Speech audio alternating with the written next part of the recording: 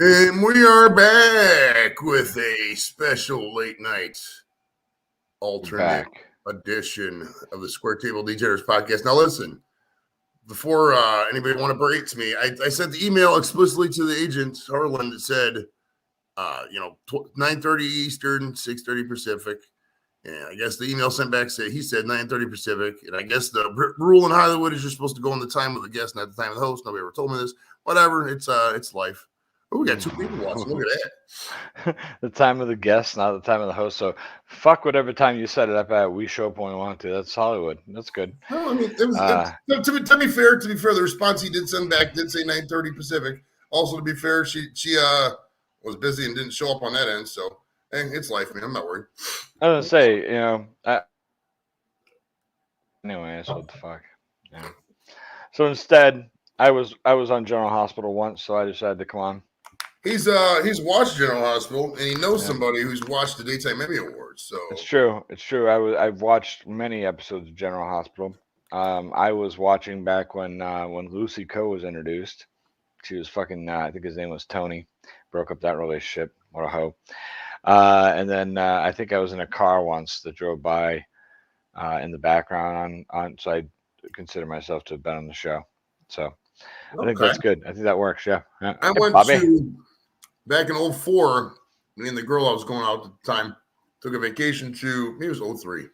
But it was we only took a vacation out to Southern California, and we saw we went to Burbank, and they don't film General Hospital there, but they film a soap opera called Days of Our Lives there, and you get to tour the studio and walk around the outside set and shit. It's really cool, man. When I was a kid, I had whatever. It seems like everything in my life's a fucking story. I try to tell too many stories because I don't know. Whatever. Anyway, we were the poor family when I was growing up, and my parents had gotten divorced, and my mom had gotten a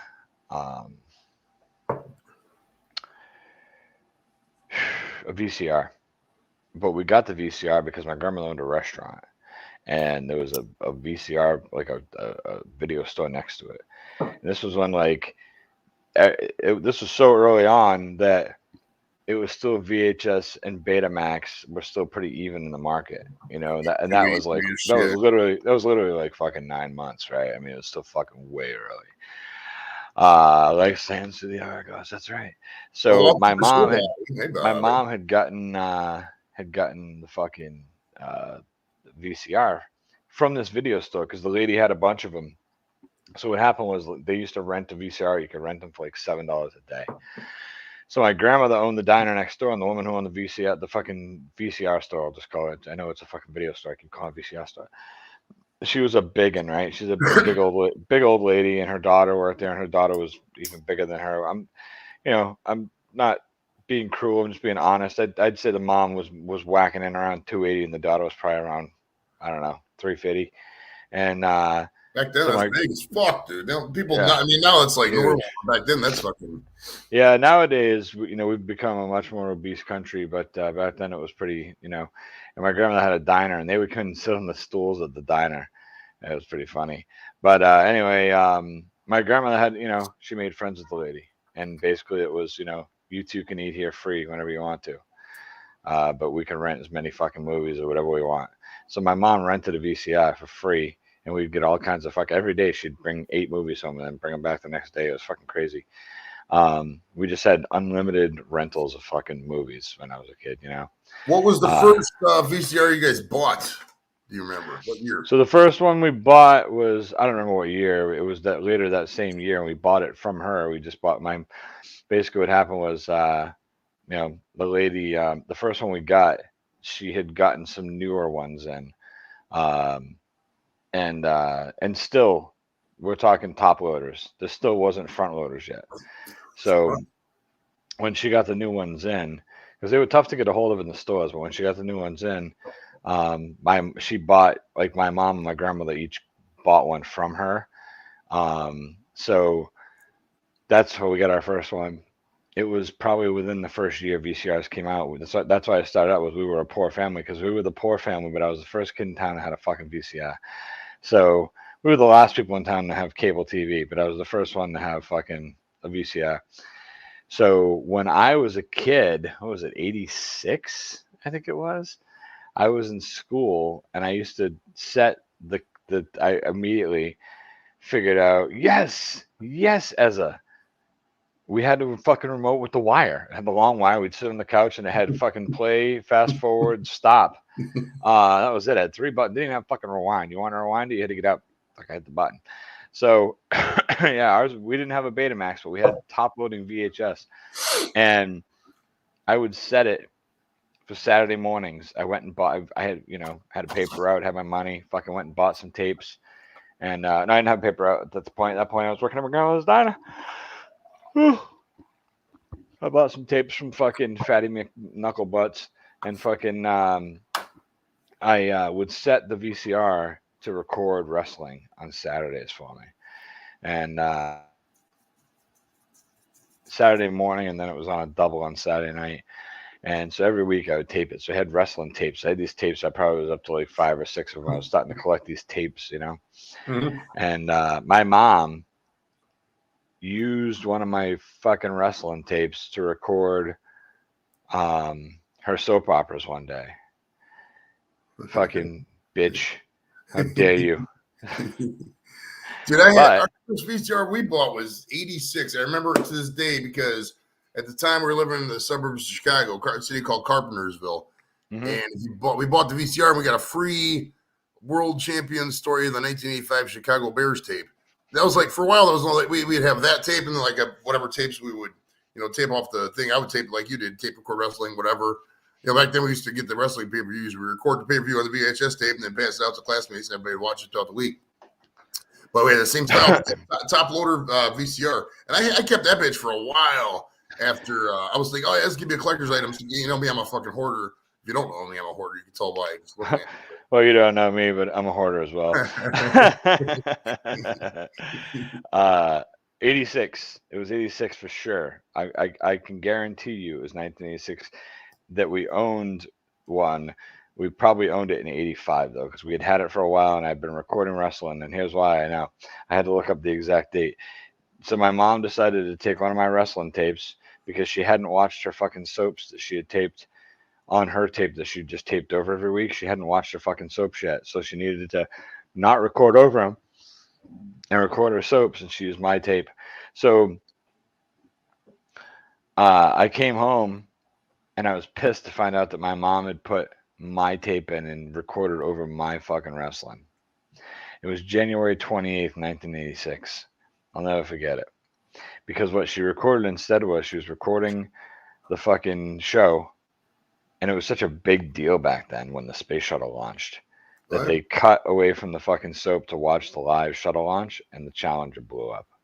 And I had it on tape, and for years I had that tape and I was like, holy fuck, I got this tape. And it was like the fucking Days of Our Lives. And then I was like, oh, breaking now, the Space Shuttle Challenge is about to launch with Krista McAuliffe on board, the first teacher to go into space. And they go into this whole thing. And then all of a sudden, the whole tragedy happens. Boom. And then as I get older, I lost the tape and I was so bummed out. Like, man, I had that fucking piece of history and I lost it. And then the internet came out and it was like, well, who gives a fuck?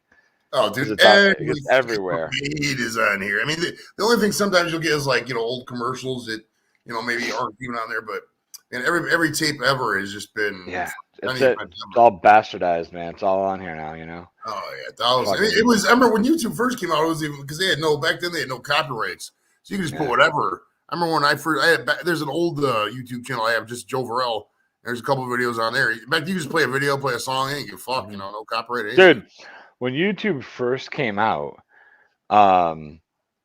you could search for porn on YouTube and you would find it. They would block it, but it wasn't like they are now where they have these bots that like, you show a titty nowadays and fucking it'll just shut you down because the bots are watching. It's all algorithm bullshit, and it's recognition software. The recognition software can pick anything up, you know what I mean? But anyhow, but back then people were loading porn up and it would last for a day or two until somebody reported it. That's how it got taken down.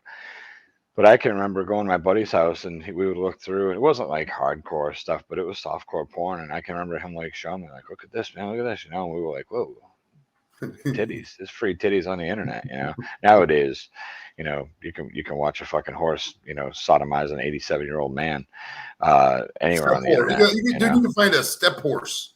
Like, oh, yeah, guy gets guy gets a relationship with girl and cheats on him with a horse, and yeah, yeah. You like know, that. It's the last thing I want to see is anybody whose arm is at full extension to fondle balls while blowing a horse. I don't need to see that. You know, but the internet provides me with whatever I need. dude. I remember back. We go back to that. Okay, I remember like 06, 07, right when videos first started becoming, popular on phones. Like we first started getting, good video on phones. Because before, when it first came out, like 05, 06, the cameras were like, you'd have like, it was like 5 frames per second. I'd be talking, there'd be whatever. But then, man, once they first started coming out with the, up to 30 frames per second ish porn, man, there was some weird porn that was out there on the internet, dude. Man, we used to get some weird shit back in the day. Loader man. First of all, good evening. Secondly, you're absolutely right. There was a tab at the top, just like cassette tapes. There was like a little tab when you broke it out, you couldn't record over it. But I tell you right now, it's no bullshit. There literally was a fucking a roll of masking tape that sat on top of the VCR, so that we could pick whatever we wanted to, and then put the tape over it, because you could put the tape over it and record. So yeah, it was, but we had the masking tape workaround, And Carly, you bitch, how dare you tape over your brother's porn? Carla. That poor guy. You Oh. know what's weird about that though is that porn was like one of the last ones to go over to DVD. I still remember that because like it was probably a year or two before I was getting married. I remember we were up at something, but there was a fucking like there's still stacks of VCR tapes in the porn shop. You still had DVDs, but there's for some reason the tapes just lasted as the last one, man. I don't know. Dude, my buddy. Somebody out there right now watching this still has a box of VCR tape porn up in their attic somewhere. I guarantee you. Oh, absolutely. I was just gonna say, my buddy Matt. I used to live with Matt, and we used to live in this apartment here. It's right down the street from where I live now, and we called it the frat house. It was a 4-bedroom apartment, and we paid $800 a month for it, and everything was included except for the fucking cable. It was ridiculous. I mean, sure, this is fucking 20 years ago, but still, that was still ridiculous for the size of it. It was a gigantic fucking apartment for $800 with everything included.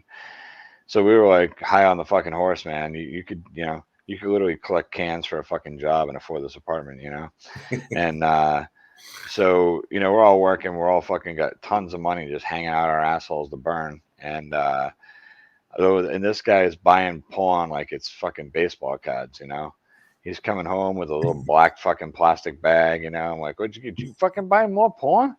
Yeah, I went to the fucking store on break today at work, because he worked at like a fucking machine shop, and he'd have like a half-hour break, and he'd run down the street to the porn store, and he'd fucking buy porn.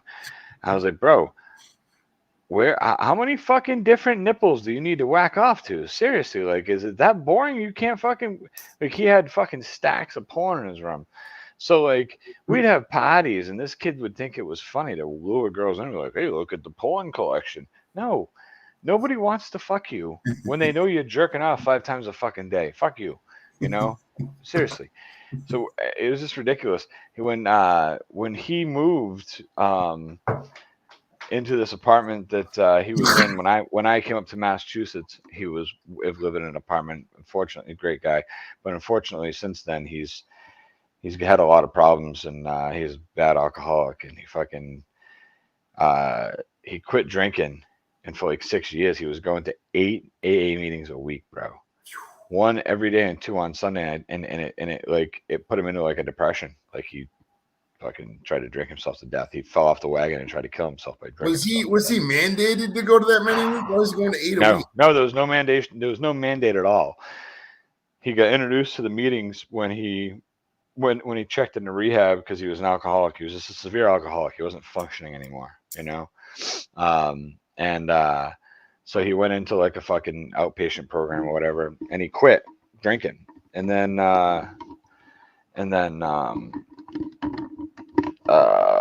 he quit drinking, and then fucking 6 years later he just was fucking in a depression. And I was like, bro, you live in a fucking apartment with he had he's got one of them. What the fuck? I don't know what the fuck called anymore. The wireless phone, with the pull out metal antenna, a home phone. He had one of those with an answer machine. I'm talking 2 years ago, dude. With an answer machine with the mini cassette in it. And I go over to his house and I'm like, bro, you got Wi-Fi? He's like, what? I was like, Wi-Fi. He's like, I don't. He's like, what's Wi-Fi? What the fuck you mean? What's Wi? He didn't even know what Wi-Fi was, because his whole life is get up, go to work, come home, get fucking wasted, go to bed. So then when he stopped drinking, his whole life was get up, go to work, go to AA meetings, come home, watch the fucking news while he had a fucking dinner, go to bed, rinse, wash, repeat every day, and he just had no fucking concept of the world around him. So when he decided that he made a conscious decision that he said, I need help. I need help. I can't, he decided he just couldn't function as a fucking adult in the world anymore, and decided that he needed to go into a fucking treatment program. Otherwise he's going to kill himself, basically. But anyway, which is what he tried to do instead. And now he lives in a halfway house, like a halfway recovery house. But when he was prepping, pretty much saying he was going to he was just telling us he was going to check himself in, and told us he was going to try to kill himself, obviously. But he got rid of so much shit from his apartment. And I went to his house, and he was like, his apartment was like almost empty. And I was like, bro, where's all your shit? What's going on, man? He's like, I told you, man, I'm going to try to get him to take me. I'm like, bro, you haven't drinking in 6 fucking years. So what are you going to alcohol treatment program for? He's like, because I'm going to fucking AA 8 days a fucking week and I want to kill myself. That's why. I'm like, and so I was like, you got rid of it. Where did you put everything? Did you put it in storage? He's like, no. And he lived in an apartment. There was 3 fucking apartments in this building. And he goes, every day I just dragged something out by the road and left it there, and I went to work. When I came home, it was gone. The next day I put something else out there. I go, you got rid of everything? He goes, yeah, I pretty much got rid of everything. I go, oh. And I said, man, I would have taken your porn collection. I started laughing. He goes, I put that out there. I go, you didn't get rid of that 20 years ago when you and I lived together? Like when you moved out of that apartment in your room? He's like, oh, no, I still had it. He goes, I had 4 boxes of VHS tapes, big boxes. He said, I put them on the front lawn, and I just put an X on each fucking box. He said, I came back in the house, I grabbed my shit, grabbed my lunch, I got in the car to leave, and they were gone. It's like, holy fuck, man. Bored in life, are you? So somewhere 2 towns away from me where he was living, there's somebody who's got fucking 4 huge boxes of VHS porns that was, score, Sure, that's a huge score for somebody. Dude, I haven't watched I haven't watched a DVD in probably fucking 6 years. I couldn't tell you the last VHS tape I watched. I mean, Jesus. I watched a VHS tape a few months ago, because we have a TV that has a built-in. It's right there. I'm too lazy to even move my fucking camera, but it's got the VCR and DVD built into it, and we have a bunch of old Disney VHS tapes. And some other shit on VHS. And I was what was it, a month ago? It was a month ago, I guess, month and a half ago, when my mom finally got her own place and moved out. I took this office back over to set up a YouTube space, and as I was in here setting up, I watched on that TV right there, I watched Forrest Gump while I was in there. I just went in the other room, like, we got a bunch of old VHS or DVD. Give me something I can throw on that fucking TV. Because we're not running cable into this room for this TV. I don't give 2 fucks, Really? And then, so I was looking around, and Forrest Gump, we had that on fucking VHS. I was like, yeah, I'll take this motherfucker right here and watch it. Fuck. So it was funny listening to it after I was done. My son's like, because we have Forrest Gump on VHS and DVD. That's what you get when you have 2 people like my wife and I who are pack rats, who get together and get married, and we both just merge our movie collections together into our movie collection, and we don't even fucking get rid of the duplicates. Didn't even throw the VHS fucking Forrest Gump out, But whatever. But anyways, it was funny because when it was all over with, I'm sitting in here, and the movie's going through fucking, and then my 12-year-old's sitting here talking to me, and it gets to the end of the tape, and all of a sudden it's like, Fucking you hear it through the hard stop, and it starts doing the automatic rewind. My son jumps back. He's like, "What's going on with the TV, Dad?" Like, that's okay. It's just a VHS tape rewinding, son. Please be kind to rewind. I remember it was like $1.50 if you didn't rewind them tapes. If you didn't do the goddamn commentary. Yeah, the little circle sticker. Please be kind and rewind. Absolutely. Bobby, you're making me afraid of what is lurking on VHS. Some young Bobby footage. I'll bet. Right, Right? Bobby recording herself running and like comparing the running videos to later on. Man, I miss those days when I could run. So, some kid had his parents' camcorder at the high school football game, and Bobby fucking drove by with her friends and pressing her titties against the fucking window of the car. That's out there somewhere on VHS, Bobby. Mayor Rich McNoom, welcome to the party, buddy. Well, to be honest with you, here's what happened, bro. I had a guest booked, and the time situation was jacked up, and then when I went to the because Hollywood, as you know, I'm not in Hollywood. I'm in Cleveland, and the time was confused. They thought it was 9:30 Pacific, which is 12:30 my time, so they didn't show up at the local time. So I went over to the STD Studios nap section of the studio and took a little nap. And my boy woke me up about 12. I was like, "Oh yeah, your guest, man." I was like, "Okay." And I went on at 12:30. She wasn't there, so we're just here yapping and because I got a couple hours sleep. And tomorrow we got a roadie going on to Cincinnati, so we got some time to just yap. What are you doing in Cincinnati? The Browns are now. Keep in mind, this is before the Browns season went into a tailspin, but we got we take a roadie to Cincinnati every year. We got Browns. There's the Browns Bengals tickets. They're paper tickets, dude. The Bengals still use paper tickets for group tickets. There's like a fucking 1,000 people of us, 1,000 Browns fans. They all got the same section. We're going down there, and we're gonna move it up and shit. Paper tickets aren't an option everywhere still. They're not typically. Wow, I didn't know that. It's been a few years since I've been to a game, but I mean, probably 6 years. But I would say they. I think they. I think they still do it for like if you have like a fucking suite or a season tickets. I think they still do because you can like that's how we used to do it. We had suppliers that owned a suite. They had seats at fucking. I was living out in Florida. They had seats for the Tampa Bay Rays. They had seats for fucking the Orlando Magic. They had seats for fucking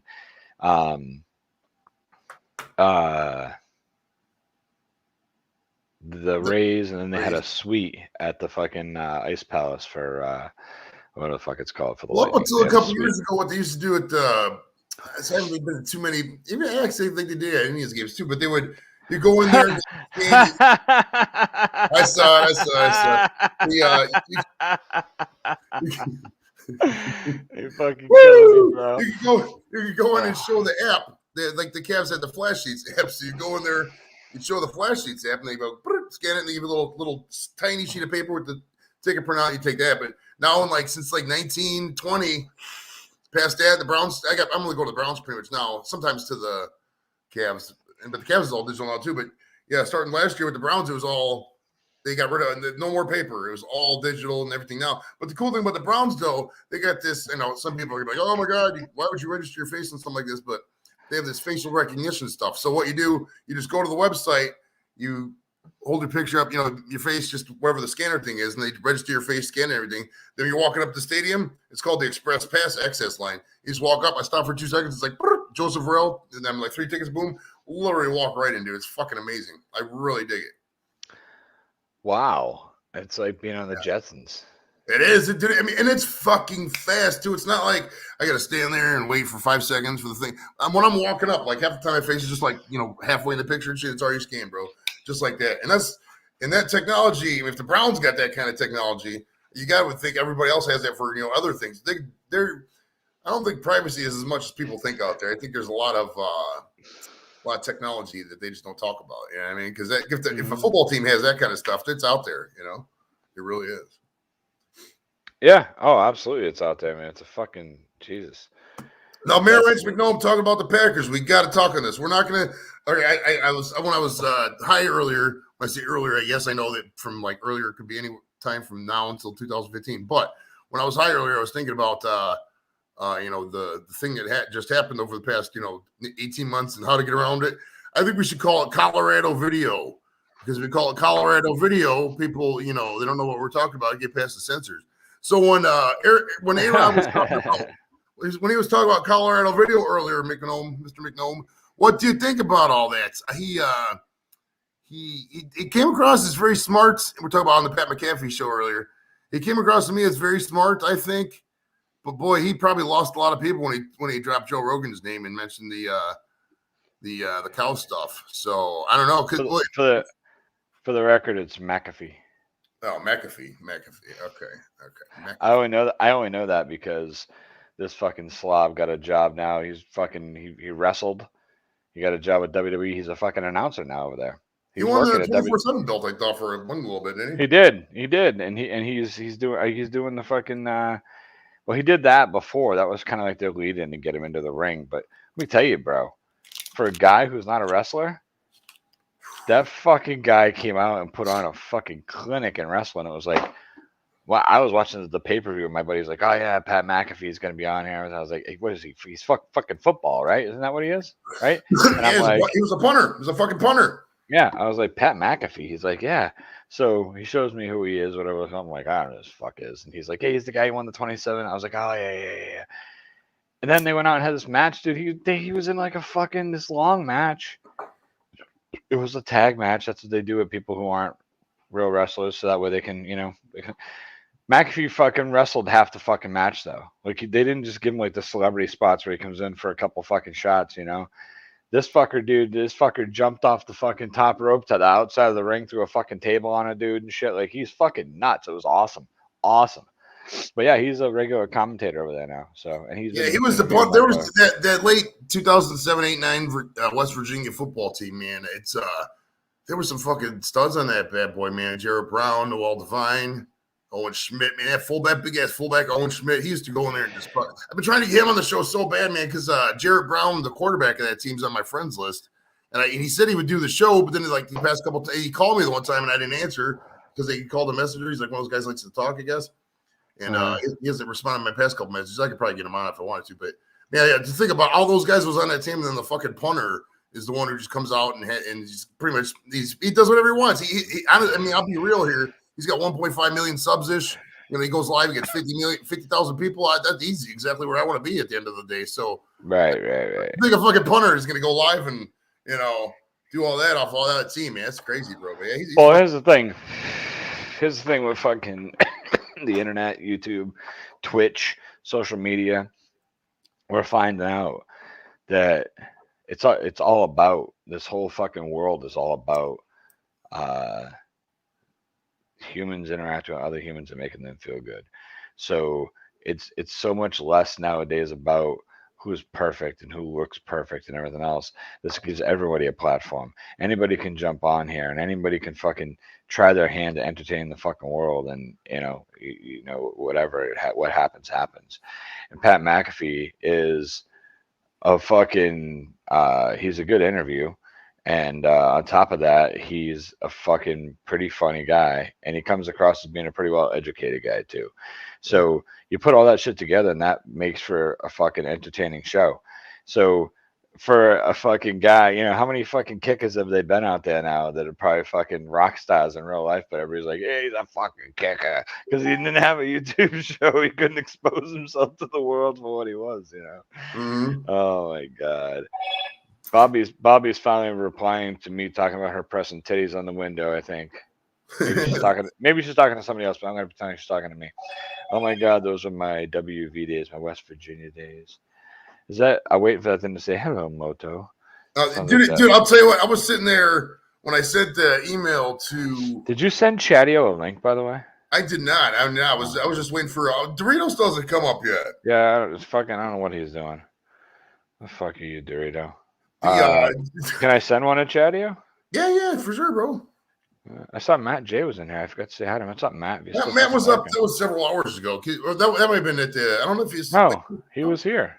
When we first started, he was here. He came in right on the side for the same time Loaderman came in. And... Let's see. I don't see a Matt comment. Oh, there we go. Matt J. Okay. Yeah, Matt probably. I don't know what Matt's doing. I don't know. Think about that. Yeah, so I got. Oh, dude, I got. You got a thumbs down, Joey. No, that's because I'm on here. It's probably our buddy. At the end of the day, fucking gipey gipe. What's up, buddy?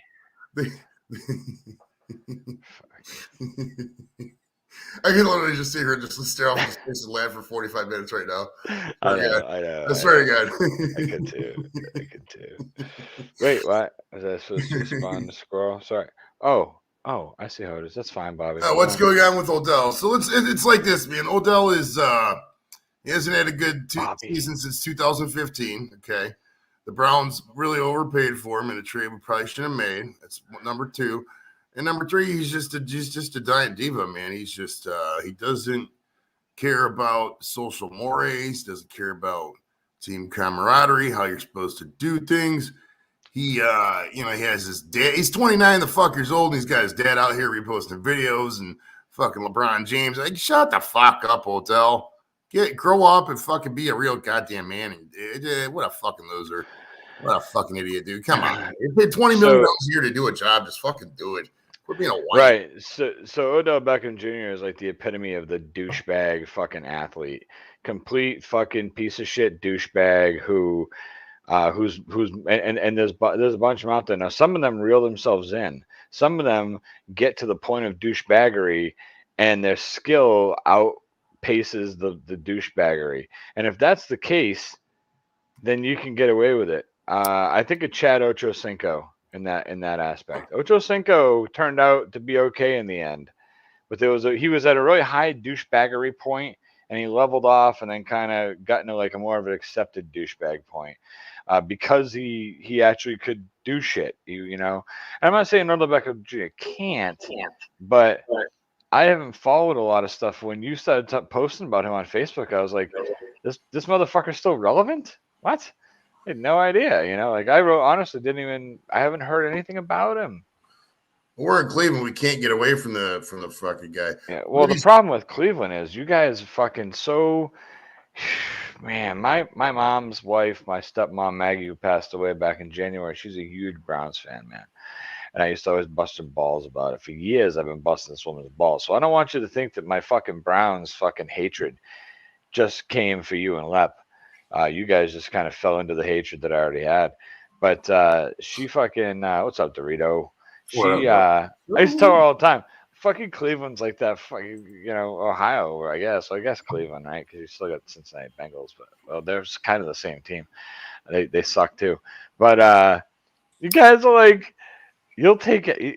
It's I don't know. Cleveland's like she would watch a game and they'd fucking lose, and she'd be like, well, they lost, but they had fucking 200 yards running. And I was always like, you fucking Cleveland fans are ridiculous. You look for the best stat in the game and you celebrate that fucking stat. Cleveland's like this. Sucks balls. Cleveland's like, have you ever seen that movie Four Brothers with Mark Wahlberg where they got a bunch of random adopted kids in a family?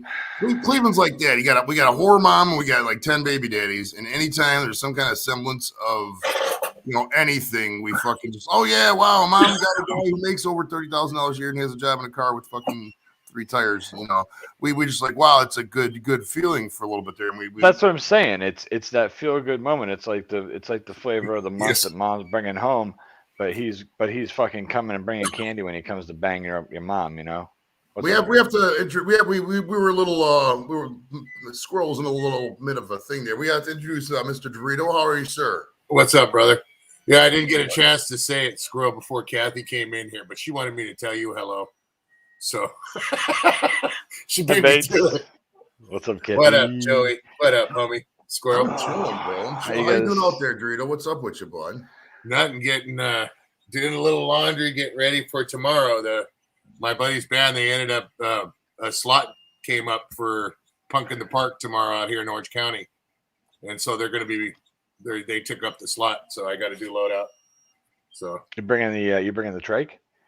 I'm gonna bring it. We don't know if it's gonna go up on stage or not because they're not headlining. Pennywise is headlining, so they're playing with Pennywise, Guttermouth, Jughead's Revenge. There's a band I ain't heard in a while. Pennywise, jeez. Yeah, they're good band, dude. I've never seen them in concert, so I'm really looking forward to it. Let's see here. They are playing with the Vandals, Pennywise, the Vandals, Lagwagon, Fear, TSOL, Riverboat Gamblers, Guttermouth, the Bomb Pops, the Last Gang, Jughead's Revenge, Chaser, the Raptors, and the Hilltop Rats. I'll take. What are band names that would cause 50% of the current United States population to need a safe space for 200, Alex? It's going to be an outdoor concert. There's 2 stages. All right, 40% then. Or is there mandatory masking at your concert? Mandatory. It's in California, bro. I don't know if it's going to be mandatory masked outside. Outside shouldn't be, but Yeah, I don't it's think it is. California. But they are going to require vaccination. You ain't getting into the concert if you don't have a vaccination card. Goodbye, Kathy. Have Say, fun. Kathy, take it. Have fun over there on Jimmy's channel. Jimmy's a good dude. I like Jimmy. Jimmy's See you later, Kathy. Yeah. Jimmy's definitely a friend of the show. He's a good dude. Yeah, Uh, so Absolutely. no Absolutely. vaccination card, no getting in the concert. That's the California rule. Oh, really? Yeah, you can't Wow. get into any concerts without a vaccination. Now, do you card. have to wear the swastika on your mask, or do you not? They don't require that. No, but you know what? They are going to take your small engines away. Yeah. That's what they're gonna. You watch by next year, they're gonna abolish vaccination cards, and you're gonna have just a state mandated fucking tattoo on your forehead. I'm not getting the mark, bro. I'm sorry, I'm not getting the mark. The only time I've had to use it was for the NFL draft when they had that in Cleveland. They had a vac zone, which is like right by this main stage, and then they had the non-vac zone, which is the steerage way in the back. You know, with all the poor people. But other than that, I haven't had to do anything up here. Ohio passed. We're a pretty red Love state. you, Kathy. Be good. Take I'll it probably easy, pop over and say hi later. Hey, Kathy. We had there was I'll be No, popping maybe back not. in a It's while, quarter too. or 2 in the morning. Holy shit. right. It's pretty late, but we had we got a pretty pretty Republican state, so they fucking passed some kind of mask ordinance to where, or some kind of law where a certain number of cases had to be above a way high number to where it was never going to be a thing. So now, like, we don't have mandatory masking anymore, which is kind of nice, actually. I fuck with it. But Yeah, we don't have any. Well, all right. So our mandatory masking for the state went away a while back. You know, we were out trick or treating, and I saw one person wearing a fucking mask Yeah, the whole night. One person, and it was packed. The fucking streets were packed. In my town, what they do is everybody in town donates fucking candy to the schools, the library, the town hall, the fire station, the ambulance station, and the police station. 6 spots you can drive. 7 spots at the transfer station. Time you drop your trash off, they collect bags at the booth there too. All the bags go together to the committee. I forget what committee runs it. Cultural committee, whatever. They then take that candy and they split it amongst all the houses that live in this area that the town deems called the village. So my town is tiny. I don't think either one of you have ever probably lived in a town like the town I live in. It's tiny. So like when I was talking to my wife about the town that I was from when we first met, and she was like, "Yeah, well, I'm from a small town too." I'm like, "No, I'm from a really small town." She's like, "Yeah, me too." And then we went to see her family, and there's a fucking Walmart like a mile down the road, and I was like, "There's a fucking Walmart. This isn't a small town. Like, there's no McDonald's. There's nothing in a small town. We have a Cumberland Farms. It's like 7-Eleven. I don't know if you guys have Cumberland Farms out where you're at, but probably I know California doesn't. I don't think they go out to Ohio either. But anyways, regional fucking chain. They're like a fucking 7-Eleven / Wawa, kind of in the middle of those two. Anyway. That's it. It's all we got in town. And they just put a fucking Dollar General in a couple years ago. Actually, so we got Dollar General. We didn't get an ATM in our town until 7 years ago. Somebody put a fucking ATM in town finally. 7 years ago? Yeah. Dude, we've had ATMs for fucking 35 years probably, I would say now. 7 years ago, Country Bank bought a little piece of land on the front of the fucking the strip of land that was just sitting behind the post office. They bought it from the town and put an ATM in. Jeez. So we have an ATM in town. That is a pretty small town. We got 3,100 people in my town. Yeah, North Olmsted, we could probably get about 30,000-ish, I would say, people. It's not a bad little area. Dorito, sorry you were speaking. I apologize. On one of my journeys when I moved out to New Mexico for a while, I have family out there. My aunt and uncle, they live in a place called Carrizozo. And I went out there and moved there for about a month before I moved to Alamogordo, which is basically supported by an Air Force base. So, that town was bigger. I drove through that area, actually. I love New Mexico. New Mexico. Yeah, it's beautiful out there. Gem. It's a fucking gem, dude. There's a place called Cloudcroft, New Mexico. We used to go, actually, from Alamogordo, you just go up the mountain to Ruidoso. We did that drive, yeah. Ruidoso, and there's some cliffs up there. and we used to go rappelling up there, right Nice. up at the tunnel, literally right by Cloud Crop. That place is beautiful too, dude. That's like fucking heaven on earth. There's only like 1,000 people there. They gotta be all rich as shit, but because you Well, like the Indians too. Can't forget about them. That's all Indian land up there. you drive. It's crazy because you drive, and we're driving. It was like 90 something degrees, and we got up in the mountains like 50. Same fucking road. Just elevation is beautiful, man. Fucking love it.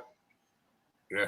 But Mayor writes, he wishes he lives in a Republican state. Yeah, I'll tell you what, the best states to live in, this is a weird thing to say. I'm all over LA County every day, Shark. Are the weed legal states that are Republican. If you get the Republican like lax laws on stuff on certain things and you get weed legal, fuck, that's kind of like how you want to be actually. Well, I don't know, because like I don't want like full on Republican. We don't want to get political. Oh, fuck, who cares?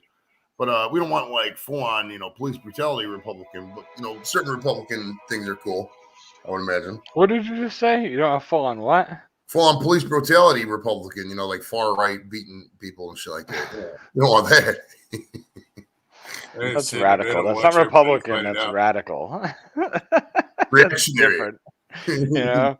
Just like these crazy fucks on the far deep left. They're not Democrats. They're radical fucking. You know what I mean? Dude, I call it the Twitter left, the woke left. Even Rogers was talking about there, and it's a thing. It is a thing. We can't sit here and act like it's not. I mean, sports logos aren't offensive. They're not. I'm sorry if you think they are. You're just kind of a loser. It's hard to say that, but I mean, there's certain things that can make anybody offended. The whole thing is when it comes down to it, is do you get that mob mentality and push it out and ruin everything else for everybody? You know what I mean? That's everybody gets offended by things. It's not a question of that. You get offended by things. Squirrel gets offended by things, especially a lot of things lately. Me? Get offended. I'm just talking smack. Just tell it how it is, motherfucker. But everybody has their own opinion, and the whole thing is we should all get together and enjoy that right to everybody's own opinion. That's part of being American, right? Absolutely. Listen, we all had our own opinion. We do what the fuck we wanted until the fucking internet came out. And then people realized, hey, wait a minute, this asshole's been voting against me my whole fucking life. My neighbor, I hate this cocksucker now. I used to love this guy. You know what I mean?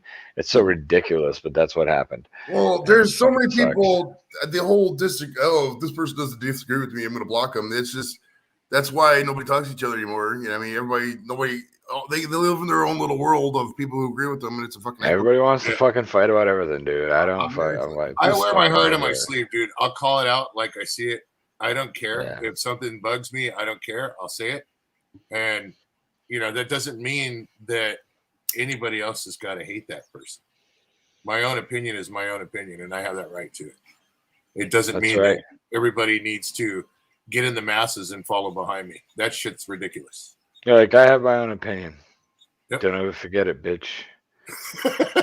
It's smacked out of me by my wife all the time for my own opinion, dude, but I still have it, right?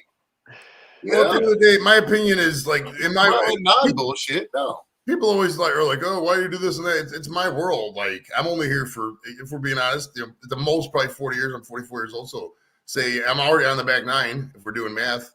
And I'm not going to sit around here and be like, oh, I can't talk about this word, say this word on this person. No, I'm just going to do whatever, man.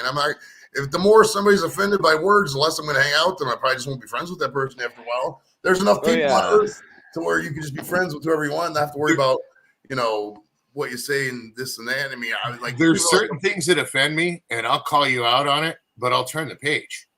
Right. I'm not gonna go on about it. You know what I mean? Simple as that. And if we disagree, that's it. Let's move on. Let's talk about weed and titties. I'm not going to sit here and debate your pronouns. I could give a fuck about your pronouns. I mean, whatever. Exactly, bro. Yeah, go ahead and have your fucking pronouns over there with your little anxiety medicine. Have some fun. Cry about how the world's hurting you, even though you got flush plumbing, a fucking high-speed internet, and 3 flat screens in your house. But yeah, the world's it's a bad world, man. It's killing you. Squirrel's holding something back real quick.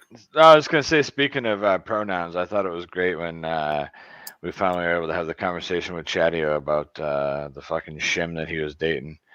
And the funny thing was that, he was hilarious about the whole thing. It was fucking funny. Which is what I expected. I was hoping for, I guess, not expecting, but it was great because he's like, I mean, at the end of the day, I broke up with them because they were crazy. I was fucking dying. I was like, I'm still lost here. Broke up with as in plural, or broke Yeah. up with him as in. broke up with them. Well, Okay. it was 'Cause there's a lot I of confusion there. I don't know if you watched saw the the tail parts. end of that. Literally. Well, what happened was there was a person that looked like a girl. This is the best way I can describe it. If you get offended, oh well, looked like a girl, and then I guess JD probably didn't see the downtown parts, or whatever. And a couple of days later, he said he knows it was definitely a girl. and then this person comes out and says that they're non-binary and they use the pronoun they or them or some shit. And Squirrel looked up what non-binary went. And I'm still fucking confused about what the fuck it means. Non-binary, basically. I mean, in a nutshell, not in a nutsack. I don't want to offend, but right, you're not claiming a gender. One day you might be a man. One day you might feel like a woman. One day you might feel like you're just neutral and you don't even belong to a gender. Yeah. Boy, what a fucking bad world that must be to not even like to every day feel different. Plant. Yeah, today look at me, I'm tofu. Anyway, fucking Scully, you son of a bitch. What's going on, buddy? What up? Scully, how you doing? So yeah, man, Scully's a good fucking dude. So I just can't. I don't know how that whole fucking thing works. You know what I'm saying? But what I am saying though is like the whole thing is the pronouns that they choose to be is they or them. Like why does it have to be fucking plural? I don't understand that. So that's what Chatty was saying. He was like, the problem's with them. He's like, it's like they were crazy. He's talking about one person. And I was like, that's what I didn't understand. How do you date somebody like that? Because you're like, I'm going to go out and see them. You know, they were cool to hang out with. And people are like, oh, you're at a party now. I was just out with. Put up Scully's link. I don't know if I am connected. Why am I picking up my phone to do it? Stupid fucking. Does that mean you don't know whether to stand up or sit down when you go to the bathroom? I'll tell you what, the whole bathroom thing really doesn't bother me. I mean, I've gone to many Browns games and I've seen women go in the one part where there's no guys using it. That's fine. I've been in many bars and I've had to take a dump. And there's been a line in the men's bathroom. I said, "Fuck this!" Walk right in the women's bathroom, took a dump. I mean, it's whatever. It's shit and piss. Why do people sexualize bathrooms? Beyond me, but whatever. Go ahead. And if you want to waste the rest of your life worrying about bathrooms, I mean, it's fine. And then people at this point might be asking themselves, "Well, what about the sexual assault?" Well, let me ask yourself this: if somebody's really sexual assaulting somebody in a fucking bathroom, you don't think people in the bathroom are going to stop them? I mean, it's kind of a minor concern in the grand scheme when you really think about it. So, I mean, just stop sexualizing bathrooms, bro. I mean, what the fuck? You don't take a shit and jack off. I mean, some people. I think to me that comes around to a younger people thing. You know what I mean? I don't want somebody walking into a bathroom where I am taking some, of a different gender walking into a bathroom where I got my kid. You know? Well, I mean, even then, you're private in the bathroom, man. Like, yeah, the guys who have the stalls, or whatever. I mean, if you got, or with the urinals, it's different, I guess. But if you've got stalls, who cares? Like, literally nobody's looking at it. It's already a crime. It's already a crime to do those things. You know what I mean? Like, sexually assault somebody. It's not like it's legal now to sexually assault somebody in a bathroom. It's completely illegal. Like 100%. You're going to jail. You know what I mean? So I just don't get the I don't get the outrage, man. But I really don't. It's like I mean, I can understand the reasons why. I mean, I get on a holistic level why people are mad about it because memes make people mad, but it's a fucking bathroom, man. Just take a shit. Memes make people mad. That's one of the fucking truest statements I've fucking heard on the internet in a long time. Memes make people mad. Boy, that's a great name for a fucking show or an idea, I guess. I don't know. There you go, Scully. I wasn't subscribed before, but I am now. Yeah. I do surveys for Pinecone Research, and the first question of every survey is, "What do you identify as?" And it's like male, female, male, female, and then it's like other, and then it says choose. So if you click that, a whole list comes up of like the 573 genders, and then it's choose not to answer or whatever. And I'm always like, how ridiculous is this fucking that we went from fucking 2 choices to 4 choices on what gender are you, It's just ridiculous that like they literally had to rewrite a whole computer program over it. This whole thing's just crazy. I just don't understand why you feel however you want to feel. I don't care. I just don't. The thing that pisses me off about the whole thing is this: if you look like a woman and I hold the door for you and say, after you, ma'am, and you get offended by that, that's not my fault. If you were born a woman and you look like a fucking woman, I didn't know you woke up today and wanted to be called him. That ain't my fucking problem, you know. By all means, if that's how you feel, it's how you feel. But I'm saying, like, you could, not get mad about it and Yeah, maybe even explain right. it. Like I'm cool. I really am. But like that whole fucking video with the GameStop, that poor fucking nervous kid. I don't think that kid. You could look at that. That kid was fucking in fear of his life, and he just kept stuttering out, "Sir." Oh, Well, of course you're gonna stutter out, "Sir," because it was a dude. Oh It was a yeah, fucking that guy, guy that went and all it looked like, civil. and he looked like a fucking guy. it's Yeah. ma'am. It's ma'am. It's ma'am. No, dude, it ain't fucking ma'am. Like fuck. Well, it's like this too, man. People don't know what they're talking about, and we're confused. And then we question that, and they call you transphobic. It's like, I don't know what the fuck you're talking about. Like, mate, you can't just invent something one day and then be pissed I don't know what it is when you don't tell me about it and explain it. Don't get pissed about it and block me. Tell me what your thing is, and let's talk. Let's conversate. And if you get to that point and you can't conversate with me, then we have a fucking issue. You know what I mean? You can't just say, "Oh, use my pronouns." If you don't use my pronouns without explanation, I'm blocking you. No, it's not how the world works. In the world, we talk to each other. We get to know you people, know where you come from, what you're about, what your reasonings are, how you feel, what your dreams are, goals, etc. You don't just fucking assume I know stuff about you. I don't fucking know. Explain this shit to me. I think ultimately it comes down to it on both sides of the fence. It's all about respect. Exactly. Don't be It's mean all to about people. respect. And you can't look at somebody how you want to see them. You have to look at them how they want to present themselves. You know what I mean? If there's confusion there, then you're going to express confusion. You know what I mean? And they need to respect that if they're going to put it out like that. You know what I mean? In the same breath. Yeah. That's what I think.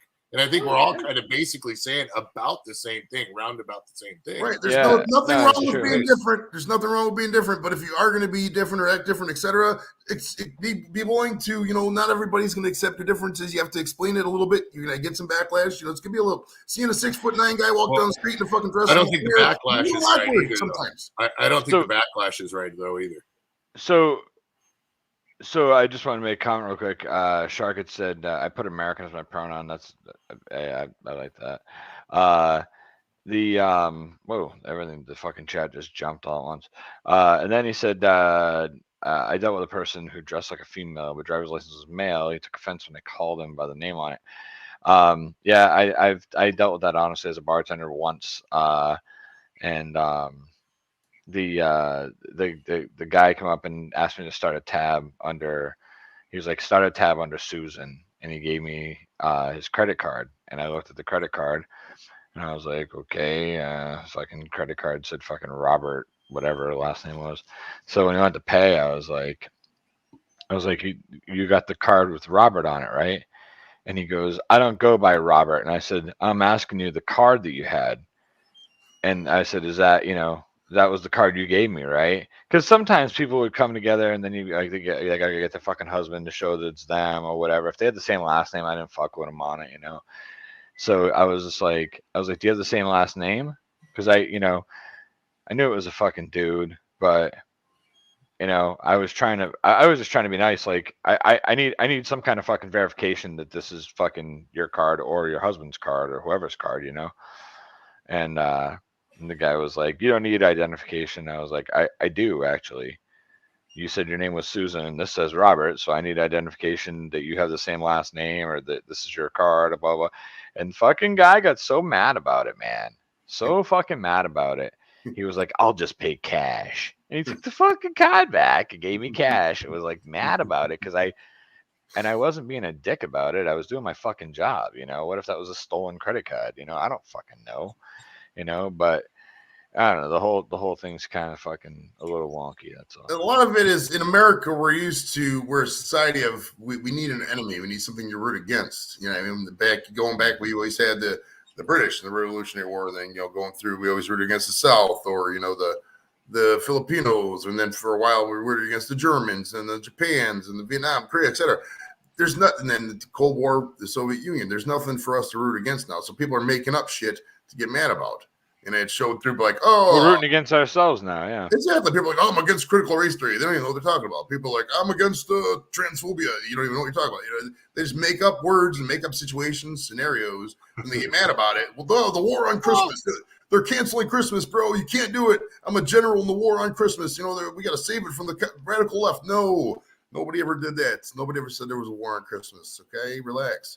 We're making up stuff to be mad about, and that's the problem. Is that and the problem that doubles on that is that these social media companies, Facebook, Twitter, YouTube, even they push the negative, because the negative is what gets people angry and what gets more views and what keeps people on the platform, keeps them arguing. Look at the whole manosphere, the whole blue pill, red pill crap, and all that junk. It's just dividing people. They tell people what they want to hear. They tell people the negative things they want to hear about themselves. That basically to hate divides people, and people don't know how to react to other people nowadays.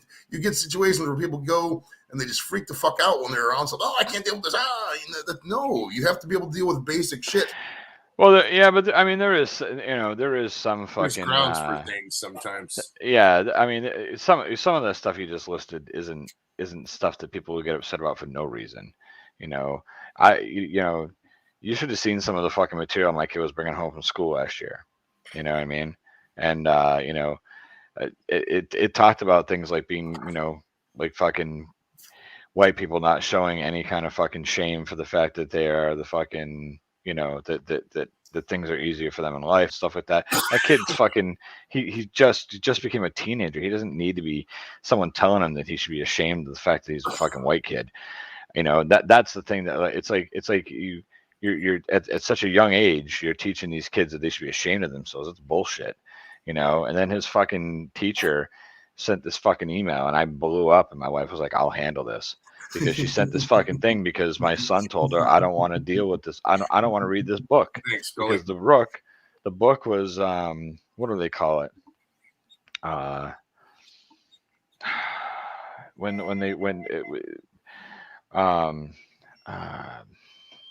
Like men being the dominant gender. What's the big fucking thing for that? Oh, matriarchy, patriarchy, something like that. No. There's a fucking masculinity, toxic masculinity, maybe. Toxic masculinity. This whole book was about toxic masculinity. It was like a book that talked all about it.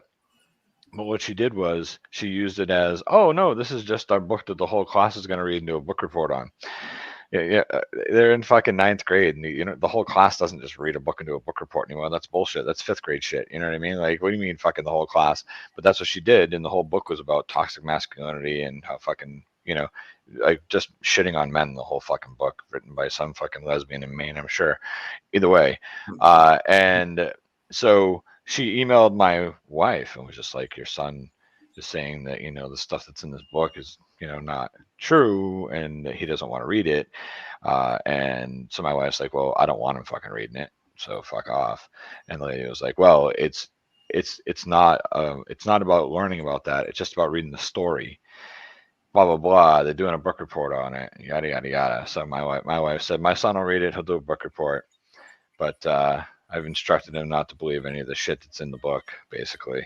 And I wanted to email her back. I was like, I can't let you email her back, because you're just, all she's going to do is like, oh, look at this guy's toxic masculinity, But so that stuff does exist, though. It's not bullshit. Yeah. It's not that they're not teaching it in schools. It does fucking exist. And we have people constantly trying to get them to pull that out of schools up around here, but schools aren't allowed to teach that. So a lot of school systems, that they say that they don't, they're like, no, that's not true, we don't do it, but they do. And if you look, they're finding all across America right now in a lot of states that schools are using state funded money to pay for people to develop educational programs on critical race theory. So they're paying for a fucking program to be made with taxpayer dollars on this fucking ridiculous shit. And then they say, no, we wouldn't do that. We can't teach that. But it's on record. You did do it. What the fuck are you talking about? So whatever. I just wish that teach fucking critical human theory that we're all fucking human and that we're all just fucking can move on together. Well, And I mean, not try to the fucking, argument to get against that is there are certain things they don't teach, but it's like, I mean, in the scope of things, like say the example that always gets brought about, I think it was 100 or so years ago, the Tulsa race riots of 1920, 1921, something like that. They say they never learned that in history. I mean, to be fair, I didn't really learn that until later in life. But I mean, that wasn't such a pivotal event in the grand scheme. Like when I went to school, they definitely talked about the Trail of Tears and, made you, realize how the people who were already there were suffering and whatnot. It's not like they skimmed over the American Indians part of history. I mean, they beat it to death. I mean, there was definite elements of that. And after a while, you can only tell people so much, oh, white males are the problem. White males are the problem. White males have feelings too, man. Like you go up and listen to comedians, fucking every comedian, white guys, white people. It's literally we're the attack of everything, especially being a tall white man. I'm the attack of every single joke ever. After a while it gets to you. I'm not lame. I don't have the smallest dick in the world. I can still run pretty fast. I can rap. I'm funny as fuck. So all these stereotypes about fucking white people being lame and corny, we're not all fucking dork chattios. Some of us are pimps. Some of us got fucking sex appeal. We're all animal magnetism. And when they come out and start talking about toxic masculinity, you can't talk about something and be attracted to it at the same fucking time.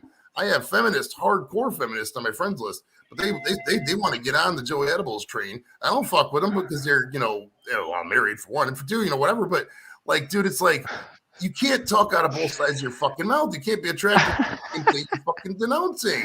Fuck out of here. Oh, I like bad boys. Well, look at you now. You're fucking 30-something years old and you got 2 kids and you don't have a husband no more because you like bad boys. And you want the people who saved you back when you were little to say, you fuck out of here. Go fucking hang out in the welfare office with the rest of the fucking bad decision people. Fucking idiots. We do prop up so much bullshit just by fucking how you gonna act like you're independent and I do all this and that and you fucking get child support with 2 different people and fucking government services and a fucking housing voucher. You're not fucking independent. You're not. And you don't deserve a good man. Fuck out of here. You deserve a good man. You'd have one because you'd fucking do what men want, not just fucking bitch about it. You ever think about that? I don't know who I'm talking to about this rant. I have no idea. I just going on random rants. I'm still stuck on the fact that you think that you're fucking tall, dark, and handsome, and fucking funny, and all this other shit. Yes, You really threw yourself a lot of compliments there, and I would challenge almost all of those except for the small dick one, just because I don't want to see your dick. You gotta love yourself before you can ever love me, as fucking Jim Blossom said. I think it was a Jim Blossom. Yeah, fuck it. It was either them or Sylvester Stallone, one of the two. Yeah, it was Jim Blossoms. I think Sylvester Stallone's in the band anyway, so that works. No? I fuck with the Jim Blossoms. There's that song Irish from that movie, dude. That's a fucking song. Who's the dude with the Kentucky waterfall on your fucking shirt? Oh, that's Bernie Kosar, former Browns. Oh, really? Yeah. I didn't know Bernie had a fucking sick ass mullet. That's cool. He was the OG mullet back in the 80s. Yeah, bro. That's fucking. I thought that was Bono before YouTube became popular. Or not Bono, but what's his name? The other one. I don't know. I swore that when I first saw it, I was like, "Is that?" I thought it was like a fucking Kyle Petty or some shit. I was like, "It's a NASCAR driver. Why is Joey wearing a NASCAR shirt?" And then I saw the Cleveland. I'm like, "Wait a minute." But I wasn't talking about you, Bobby. I was talking. Oh. I'm talking about the people who post memes all day about why their life is so bad. No, you don't be. You can't meme us into fucking liking you. Like that's not how the world works. Like, yeah. Listen, I don't know. I seriously try to just scroll on past a lot of bullshit these days, and not just make a mountain out of a molehill with shit. But this whole fucking it's the funniest thing, man. My favorite part, I think, of all of it is when people go on about something and then and then the next day you'll see them post another fucking like real cunty meme about something they deeply believe in. By the time they get around to the 3rd or 4th day, one of their fucking cunty memes they're putting up that day totally contradicts one of their cunty memes from Monday. And they don't even realize that they're now putting up an opposing view because it's so rapid and fast action to fucking, oh, this offends me. I agree with this. I'm fucking reposting this motherfucker right now. I'm fucking sending this shit out to the fucking world, And then you're like, wait a minute. How come on Monday you said everyone should be able to be whatever race they want, and everyone should respect that and leave them alone. And then today you're saying pick a fucking bathroom. I don't get it, you know, like fucking which one is it, dude? You know, like what team you on, you know? My problem with the bathroom thing, I'll be honest with you, is I think it's bullshit. I think you fucking should use whatever bathroom you belong in, or we just make unisex fucking bathrooms. Let's do one or the other. Bingo, right there. That's the Do solution right one, there. It solves one everything. one Solves or everything. the other, you know, like a lot of places are. First off, Oh, if you have unisex bathrooms, it gets rid of the grossness, the utter disgustingness of men's bathrooms. Because let's be real, they take care of women's bathrooms 10 times better than they do men's bathrooms. Because, you know, all men are just going to do it. We're used to going to the fucking dive bars and shitting wherever when you got to go. You know what I mean? We don't care. We don't bitch. We're a calm people. You know what I mean? Guys are. I'm gonna bust your fucking bubble right now as a guy who ran bars for 19 years. I Yeah. can tell you right now, the women are bigger fucking pigs than men are. The women's bathroom is 10 times dirtier at the end of the fucking night than the men's bathroom. It's disgusting. I was always blown away when I first really got into the industry. Like, oh my God, what is going on in the women's bathroom? Like, they're gross. The men's bathroom, to me, the worst thing you get, some dude may get drunk and yak in there, but that can happen in either bathroom. It happens just as much in either bathroom. And piss spray or fucking missing the toilet or whatever. But other than that, like, I'm telling you, bro, the women's bathrooms are much fucking worse. I'm not bullshitting you, bro. Either way, the whole thing. So here's the problem I have with it, right? Like my kid is like, Dad, do you know how bad it sucks to have to go to the bathroom in school? And I said, well, why is that? And he said, because the girls are allowed in the boys' room. So the girls come in there and they just stand around and talk. But the whole bathroom's full and you can't walk up and even use the urinal because there's people standing everywhere. He's like, and I really don't want to use the urinal with a bunch of girls standing right there next to me either. And I was like, I can understand why that's uncomfortable for a kid who's 15 years old, for sure, you know? And then I go, so just go in the fucking girls' room and piss, bro. He goes, no, we're not allowed. Girls can go in the fucking boys' room or the girls' room, but boys can only go in the boys' room.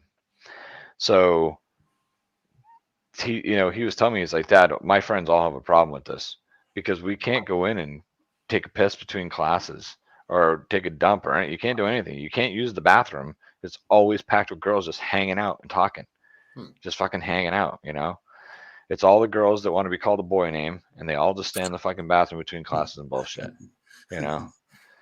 So, also, you're basically saying due to number issues at this particular high school that no, they don't hang out in the girls' room. They hang out in the boys' room instead because they're allowed to. So they want to they do it because they're making a statement. They're not in there to use the fucking bathroom.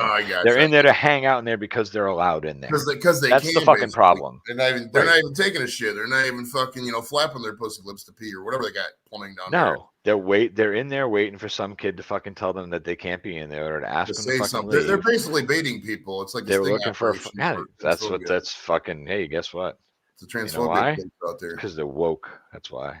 Wokeness at the end of the day, I mean, this sounds weird because people say this about the old psycho boomers or whatever. At the end of the day, we're gonna have to just ignore the woke. I mean, nobody can achieve this level of perfection. You can't, like, say Columbus. You can't go back in time and uncolumbus Columbus. Like, Columbus lived in a different time, dude. It's 550 years ago, 530 years ago. Like, it's not the same standards as today in America. Like, their oppression is part of every single century and decade in America. And to get obsessively pissed about something 530 years ago is fucking stupid and ridiculous. Columbus did actually make contributions to the country. And yes, he did discover America. Here's America. I didn't know it existed before. That's discovering something for my people. He didn't say it was there and there's land now. We found land. He never said that. Nobody ever fucking said that. So quit putting words in Columbus's 530-year-old mouth. All right. Well, Bobby, if you're asking about the bathroom thing, I did call the school about it, and he's right. The rule is the girls can use the boys' room, but the boys can't use the girls' room. And I told the fucking principal on the phone that I told my son if he needs to use the girls' room, he can use the girls' room. And the principal told me that he would get in trouble for that. And I told him, that's fine. I'll happily fight you in front of the fucking school board over this because you're allowing girls to make him uncomfortable and be in the fucking boys' room when they're not using the facilities. If they're going to go in there and use the stall and come out, wash their hands and leave, there's no fucking issue with that whatsoever. My kid has no issue with that. Nobody has an issue with that. It's when it's a fucking group of 15 of them hanging out right in front of the urinals. They're purposely trying to block, you know. And the principal was like, well, what we'll do is we'll put teachers out there to make sure that people aren't just hanging out in the restaurants, blah, blah.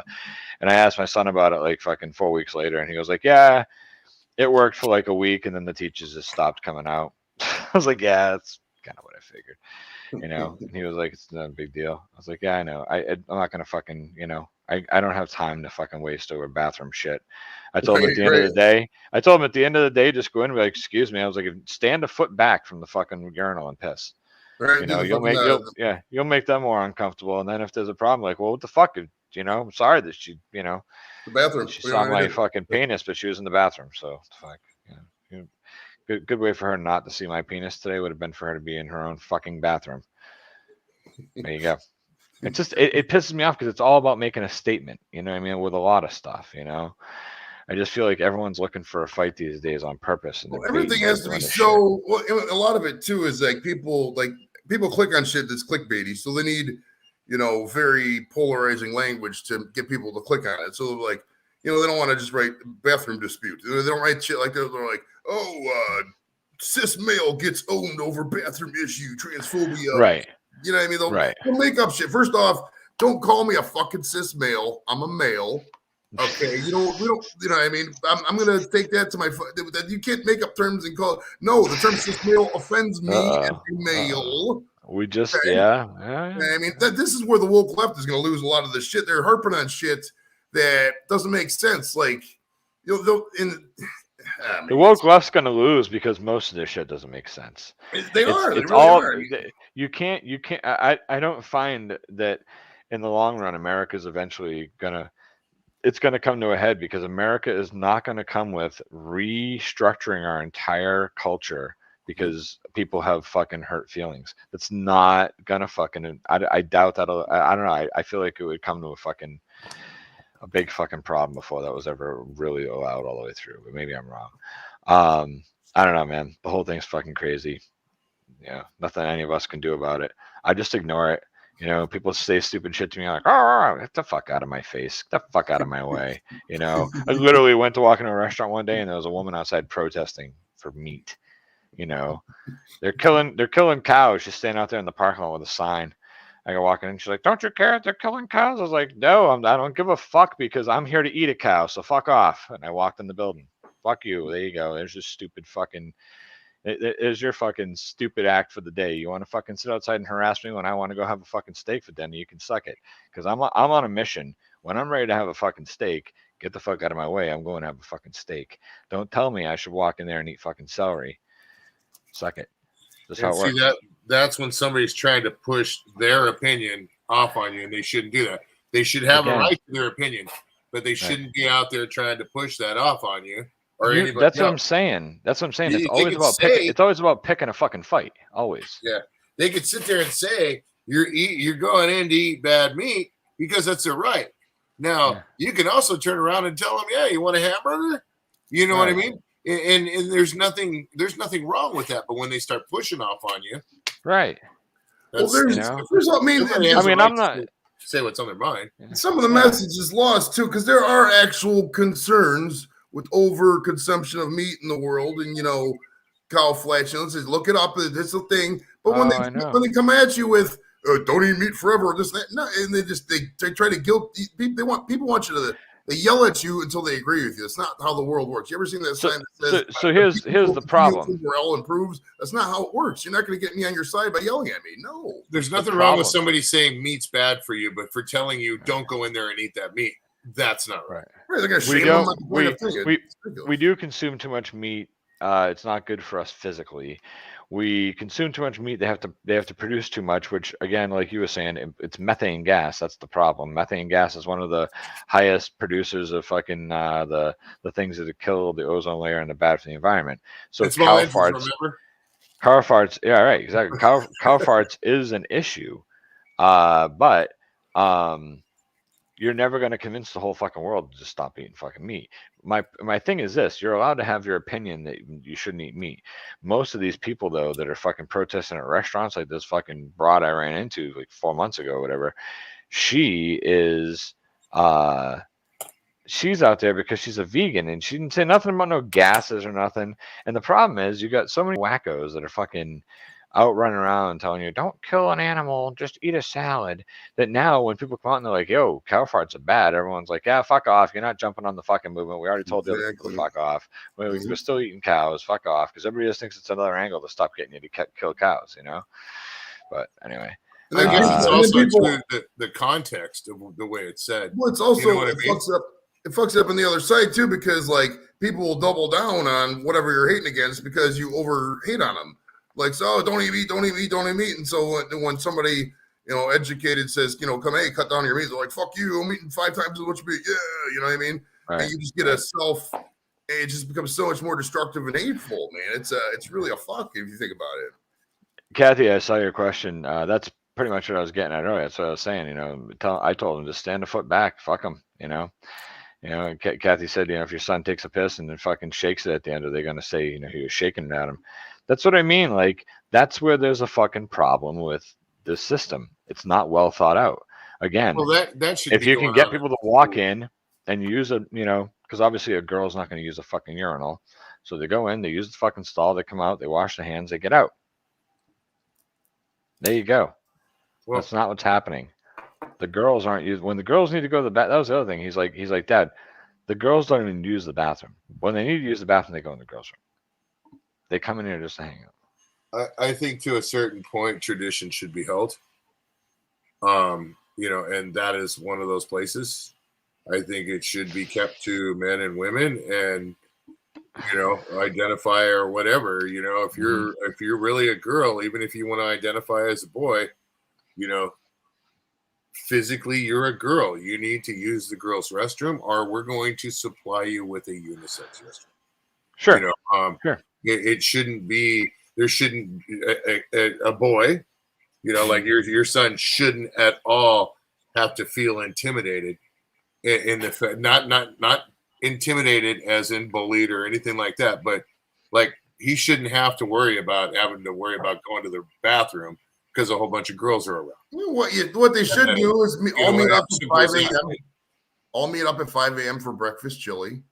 10 o'clock, problem's taking care of itself. Everybody's going to that bathroom, light it up. I thought about that a couple of times because, I believe in the Dutch oven, and the evil green mist can conquer a lot of stuff. Dude. There is a lot of the one thing chicks hate talking about is drastic shit. The one thing guys hate talking about is chicks drastic periods. So if you exploit that, you can get rid of your problem. Like, you just go in there and just fucking explosive diarrhea. Remember that one episode of South Park where Kenny had explosive diarrhea? Just simulate that episode and fucking your problem's literally a day or two, it's gone, bro. They cannot deal with that smell. They won't. They can come in there for reason shit like fucking the guy on Friday. It's not going to happen. You might if you're not sure, that'll laugh at you, dude, and bust one of their own.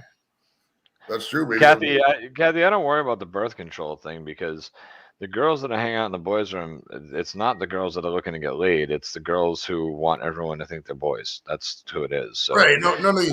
You got to worry more about them fucking each other in there, I think.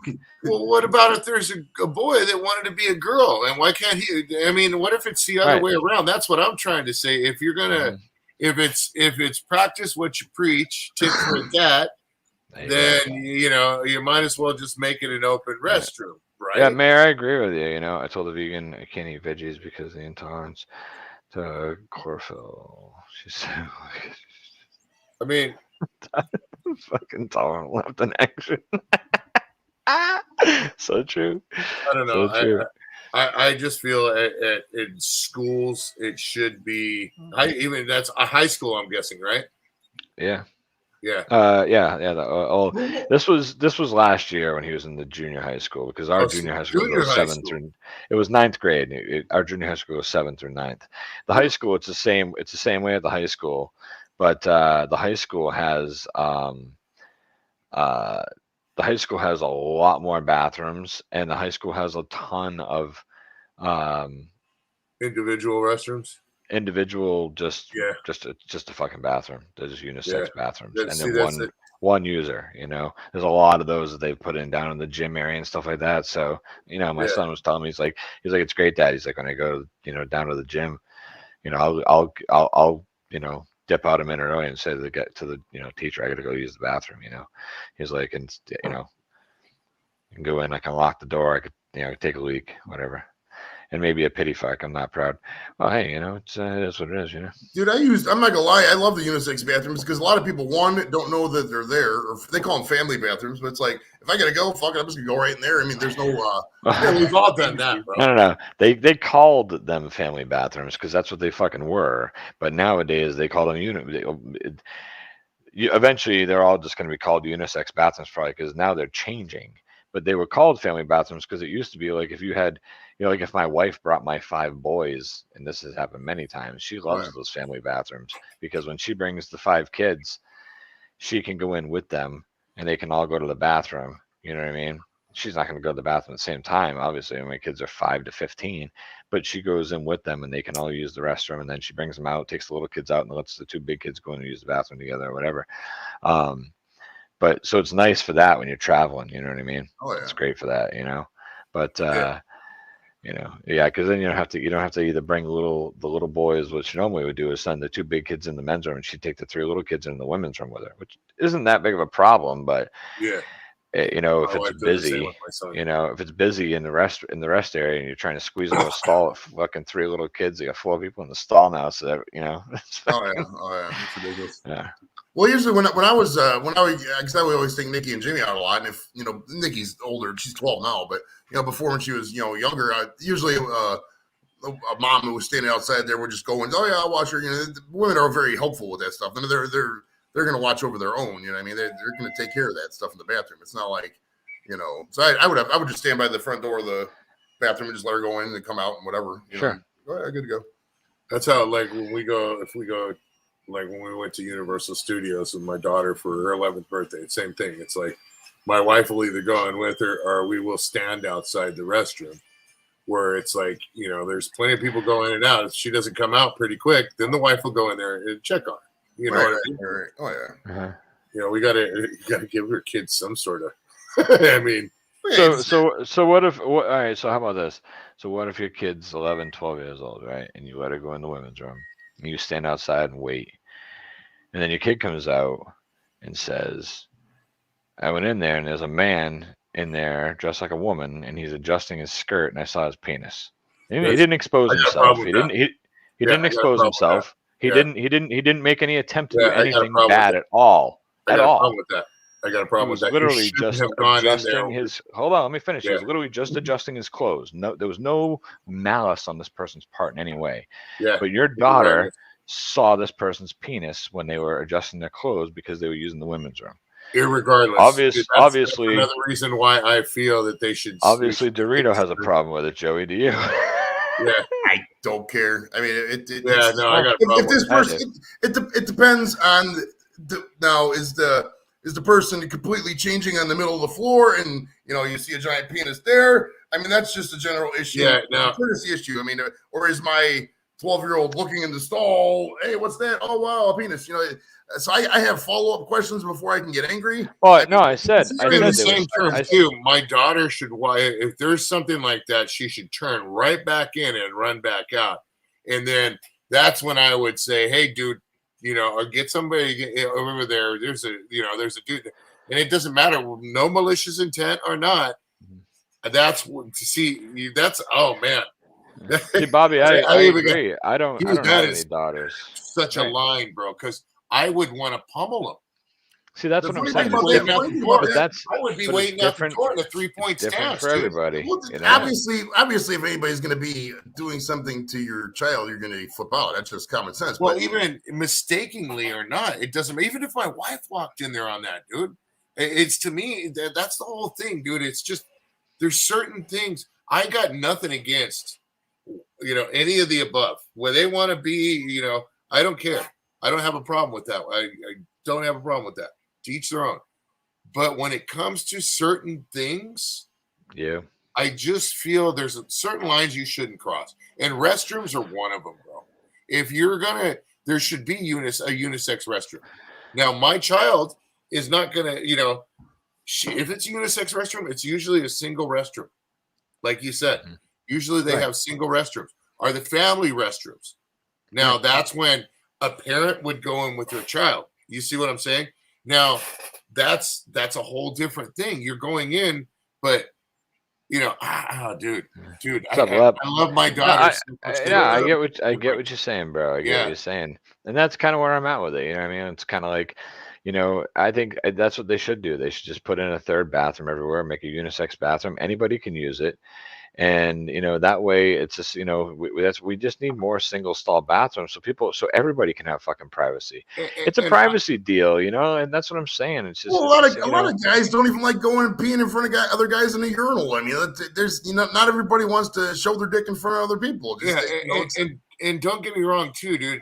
I would feel the same way if it was my son when he was 11, but I would hand that over to the wife because to me, it doesn't matter the gender. You're the opposite gender and you're way older than this child.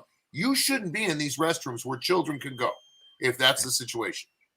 You see what I'm saying? Us as adults, we need to be more responsible, whether we choose to, or whether we're a guy that chooses to be a girl or a girl that chooses to be a guy. We also need to respect people too, just like they expect to be respected. Well, and that's what I'm saying though. Like if I had a daughter, I don't even have a daughter, but that's why I was just putting you two in a hypothetical situation because you both do. But if I had a daughter and my daughter was in the thing and she's young and a guy was in there just adjusting his outfit and his penis fell out, I'd be pretty pissed that she got to see a penis at an age she shouldn't be seeing a penis. Yeah. And but on the same token, the guy who's in there adjusting himself in the skirt, that's how he feels comfortable, to each their own. That's fine. I can understand where he would be intimidated to be dressed like that and go to the men's room, which is exactly why I think we need to have that third bathroom. So that he has a place where he feels comfortable. Well, the hypothetical is kind of preposterous because in the female bathroom, if you're adjusting your skirt and the penis falls out, you're going to be in a stall. You don't do that in the middle of the not thing. If you're in the mirror. I mean, not if you're looking in the mirror and doing it. It could be any situation. Could bend over and the balls pop out the back. Whatever. I'm just saying. There's always that kind of stuff just doesn't. Remember I was talking about stuff getting mad about that just doesn't exist. This kind of shit just doesn't happen. Like, I mean, do people in dresses, do guys in dresses go into the women's bathroom? Yes. But do they ever adjust themselves to where it falls out? I didn't say it's a daily problem. It's a situation that could happen. I was asking how you would feel about it. Oh, I know. Imagining the bad things don't happen in the world, Joey, isn't a very valid question to ask. You can't just imagine that bad things don't happen. Things happen. Accidents happen. Yeah. I know it's hypothetical, exactly, but it definitely. Let me ask you this: if we're gonna get mad about that, say, trans, whatever. I don't even know how to word it, but say the opposite happens. A woman's in the bathroom and she adjusted and a boob falls out. Your 9-year-old boy sees the boob. Are you gonna be insanely pissed off? Did you hear what I just said? I said exactly. I would have to feel the same way, but I would leave that up to my wife because I can't disrespect a woman in that same breath either.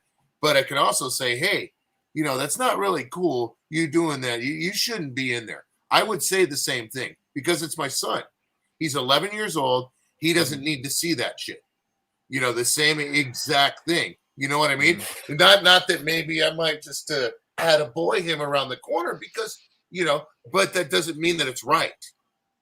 You see what I'm saying? I wouldn't attaboy him. I'm just your situation, I think, is even more preposterous than mine was. Well, yeah. At the end of the day, they're all completely. You reach like double. You reach double deep on this one. Double down on the ridiculousness. Any woman who thinks she's a man and gonna go in the men's room isn't gonna be adjusting her titties because that's not. They got them fucking. Why are you adjusting your titties? Well, that's what I'm saying. But when you ask that question, either way, it's fine. It's fine. The way I look at it is this. Again, if it was an accident, it would be less. I think it would be less scarring or less, whatever to my son because, babies breastfeed and suck on tits. No babies suck on dicks. Okay. And I have 5 boys, which means that all of my kids have watched each other breastfeed. Well, maybe the youngest ones didn't because they were too young, but my oldest son, no, that's not, my wife's not just whipping her boobs out in front of him and stuff, but I mean, she tastefully breastfed our kids, so kids, it's a breast is different. Well, let's say vagina let's say is she's a taking. way That's what I different was just gonna story. say. Let's say she's taking a squat and she comes Right. up That's from a the different squat. story. And I would be just so I would be just as let's mad. yeah, let's go ahead and go down there because I Mhm. understand what you're saying, but Yeah. because it's almost comparing the same sort of thing. Joey's comparing bananas to cantaloupes over here. Yeah, but literally. But yeah, I just got to say I couldn't be biased in that situation. I just don't think that's something that I could be equal in that situation if my son went in a woman's room and saw a vagina and he'd never seen a vagina before and had no fucking idea what the fuck that was, and he called and was like, "Whoa, I saw the lady parts." Yeah, I'd be pretty pissed, and I'd have words, yeah, just like I would if it was the opposite situation. yeah. I think I I just feel the leave it same up to my way. I wife. honestly do. I know that you think that it's like, like a lady parts. Ooh, yeah. No, I don't feel that way at all. Yeah, no, To I me, it's would the same leave it up to my situation. wife. My child is still being exposed to something sexual or something that they're not supposed to see at an age that's too young for that. Yeah, If my I was 15-year-old joking when kid I saw said it and I know that he's already, gone through the fucking sex classes this year and shit or whatever, may not be as big of a deal. He's a little bit older. He's more mature. He's probably dealing with the lady parts already with other girls. I don't know. He's 15. He's not. He's going to be no, right. whatever. That's different. I, It would all I depend on just his reaction. I feel what's good for the goose is good for the gander. You Mhm. know what I mean? You can't say you can't judge one and not the other. Simple as that. Well, if I want somebody to take a message out of this whole thing we've done here, don't sexualize bathrooms. Bottom line, don't sexualize the bathrooms. Right. Don't get pissed off about Sexualize them, but make it separate. Now, if we're going down that whole line, I mean, you ever seen the kiss cam at like the basketball game? One could argue that they never show, since they never show, LGBT people on the kiss cam, that the kiss cam is completely homophobic. No thoughts? Like, you ever seen the kiss cam? You know what I'm talking about? Like the show. Yeah, I don't pay attention. There to you it, go. though. That's just absolutely right. I know what you're talking about, dude. I don't. First of all, the kiss cam is. I just don't watch it. I don't even pay attention to it. I don't give a fuck. It's one of those gimmicky things they do in games that like 90% of the people in the stands give two fucks about. And a lot of those kiss cam things are set up. You ever see these ones on fucking TV, like on the internet and shit? They're gimmicks. A lot of them are set up situations. People are like, holy shit, did you see this? Guy proposed to the girl and she fucking kicked him in the nuts and started making out with the guy behind him. Yeah, oh, yeah, that's real. Completely fucking real. Oh, well, yeah, obviously those are fake. My favorite, do you ever see that one they did the hand sanitizer cam? And they were like squirting hand sanitizer on the people. It was fine for like the first couple people, but then like a couple kids were going, acting like it was coming out of their mouth. It was so funny. It went south so fast. Just like, oh yeah, well, you shouldn't show that. Because the kid was acting like he was getting bukkake and shit. It was great. Wow. Hell yeah. All right. Yeah. I mean, that's your choice, their choice. I mean, that's that's a whole nother deal. Yeah, the kid that works at a store, I'm talking to Mayor, says I have a trans niece, now nephew, but she won't talk to me because I refuse to call her Alex. You're related. I think it's different too. You grow up the whole, hey, how you doing, Susie? How you doing, Susie? How you doing, Susie? Call me Alex. No, I'm your fucking uncle, and you've been Susie my whole life, your whole life. It's weird. I don't know. Whatever. That's what I'm talking about. It's the whole fucking switch. What's this? I know. Well, it's like this. Yeah. There was a confusion on the time on their end because I said it at the right time, but they did that was Pacific time, and at 12:30 Eastern, which would have been the original time, it was a no-show. So I don't know. We'll see. The guy is the agent's a pretty nice guy, but he likes to talk on the phone. He's not an emailer or caller. I emailed him, and he called me. He's like, "Oh, you should call me because I might not see the email until the next day." I was like, "Okay." A lot of people are more personable like that, man. Yeah, that's true. I prefer speaking on the phone rather than text and stuff like that. You can get text and stuff confused, dude. I prefer text if I honestly would exactly. I honestly it all depends, Just know if you call me, more than likely you're not gonna eat. Well, Dorito, we talk once in a while on the phone. Yeah. You're more than likely not gonna get me if you call me. If you text me, then when I'm available because I'll be able to text you back. And sometimes people will text me and then they'll call me and I don't answer. And then they're like, "What the fuck? I was just texting you." Yeah. because I Yes, can take I 30 got seconds that. to That's text why while I'm it's- walking to the next thing. I can text you back and then move on with my day. If I get in a phone conversation now, that's the problem. Like if I get the phone call, then we start talking and then a conversation happens. And now I'm getting caught up in something and I've got something else to do. A That's- text, we can answer questions and banter back and forth. And I can take as long as I need to do to continue that conversation. Whereas when you're on the phone, you can't just be like, so what are you doing today? And then you just both sit there in dead fucking silence for 17 minutes. And then you go, nothing. Like today when I was talking to you about that video game, playing it with my kids. Yeah. Right. You're like, what are you doing? Playing a video game with my kids. Well, talking on the phone is fine, but if you want to talk, say, hey, set up a text me, hey, man, this is what I want to, or don't even text me at this point because my phone is always on the charger. I'm on the computer. Send me a Facebook message, preferably. But if you got a text, fine, we can do that. But send me a Facebook message and say, hey, man, can we talk? Sure. Then I can call you. But don't just call me out the blue. I'm going to be doing something. Because, I mean, Right. I'm a loud motherfucker, dude, if you don't know me. And, like, I could say word and, like, the whole fucking neighborhood is. So I don't want to be talking to somebody and saying, oh, yeah, that person's a fucking idiot, blah, blah, and then fucking, what are you talking about? I don't want to answer that question five fucking times. So a lot of my staff will call me and then a lot of my staff will call me and then they'll text me, be like, hey, I called you. Or they'll be like, oh, hey, I got an issue, call me. Well, if you call me, I'm going to call you back when I can. But I tell my staff, like, the guys who call me and then they just text me and say, hey, I have an issue. Well, obviously, you have a fucking issue. You called me, right? I'm the boss. You're calling me for something. You're not calling me just to be like, yo, hey, what'd you have for dinner last night? That's not the conversation we're having. So obviously, there's an issue that needs to be dealt with. I tell my staff, yo, if you got a problem, just text me, call me when you get a minute, and I will call you. You'll be next priority, and if you don't hear from me in 15 minutes, then call me. I mean, nothing is that fucking tragic that we have to handle in 15 minutes in our industry. And so the smart people will be like, when you get a minute, they'll just send me when you get a minute. I got like 4 guys on my team that do that. When you get a minute, and I'll write back, go. And then they'll call because they know that I'm free to talk then.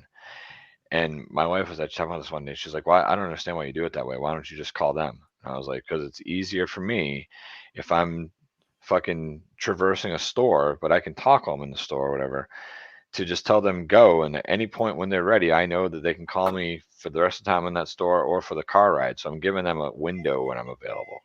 Because if they text me while they're standing in line at a store and they're ready to talk to the owner, they've texted me because they want to know when I'm going to be free.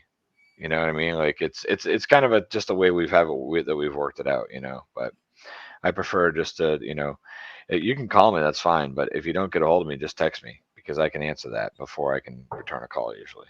So it's all about multitasking, man. It's a 24-hour a day, 7-day world. I mean, half the time we're on streams too. It's like, I can't, hey, pause the stream, man. Yeah, am I going to talk to fucking, bullshit with somebody for half an hour? That's disrespectful to the stream and the host. Well, that's a good point. I've texted with both of you fuckers when you've been on stream before, when I've been on stream. We all text when we're on stream. Texted me when you've been lurking, man.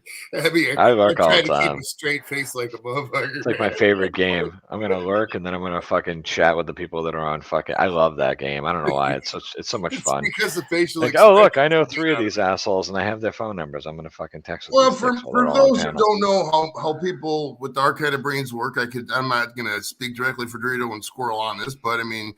We usually, what I do is I'm pretty much always in front of the computer, if not, whatever, and I'll go on YouTube and who's ever live, I'll Chadio, come up, Chadio. I sent that douchebag a link. Fuck you, Chadio. So I mean, I'll check who's live and seeing whatnot. I mean, it's the more I go and the more the show grows, the less I can start camming up. So it's like.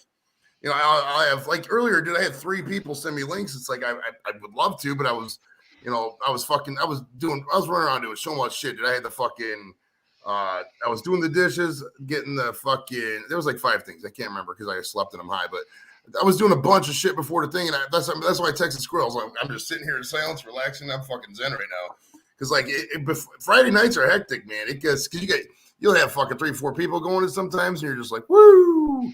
You know, Well, it's also, I mean, let's be fair. It's also a lot more hectic when you got the thumb in the middle of the room and he's in the fucking way. You got to like traverse around this fucking guy. You know, he's throwing his fucking 2 cents in every once in a while. It's a fucking mess, man. You know, you're dealing with the thumb. That's stressful. I can only imagine. I get stressed just looking at the guy. Well, it'd be Well, I good was if, just gonna say, what are you trying to say, bro? it would be good if the thumb would. I know he's not watching, so I can always talk about him. But it would be good if. Hey, hold on, I got. You know how some of these guys do videos for people when they come up. I actually got one for this guy. I'm gonna be corny, like pretend I drink whiskey and watch this video real quick. Hold on. Chatio here. Hey, Chatty, hey, motherfucker. What's up, guys? what's up, You motherfucker? know, Doing you good. fucking Doing yeah, good. that's a fucking dick move. What It's was? a dick move. Like, oh, let's test the waters and see if I can. Let me make them ask me up on panel, even though 2 of these cocksuckers already sent me a He's fucking trying link. to outscore I didn't the ask, skills. I just said I know, lurk. right? Oh, you guys sent him one too? Yeah. I just said lurk. I was actually hanging out here with some friends. Oh, My neighbors came over. We had some beers, had a fire in the fireplace. It was cool. What's going on, Wolfie? How you doing, bro? Wolfie! Oh! And there goes the evening. Hi, Wolfie. Thomas is in Yeah, the house. Chatio. What's up, Mr. Thomas, my man. What's up, brother? buddy? Chatty, your video did good today, bro. I'm sticking to it. I may move it to Tuesdays because two Ronnie Tuesday has a ring to it, but I think six Ronnie Fridays. I'll stick to my 4 on Fridays, but I'll always show you out if you fucking put out. Okay, put one well, on a Friday, you know, especially. I kind of, and also I'm like, Listen, I'm my torn. people come for the 2 Ronnies episodes on Fridays. So Yep.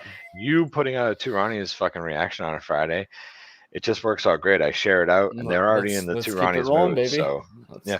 Let's keep the Ronnies going on the Fridays. I think You it know- worked out great, and it's nice. Can I because, play too? I'm Yeah. just kidding. Yeah.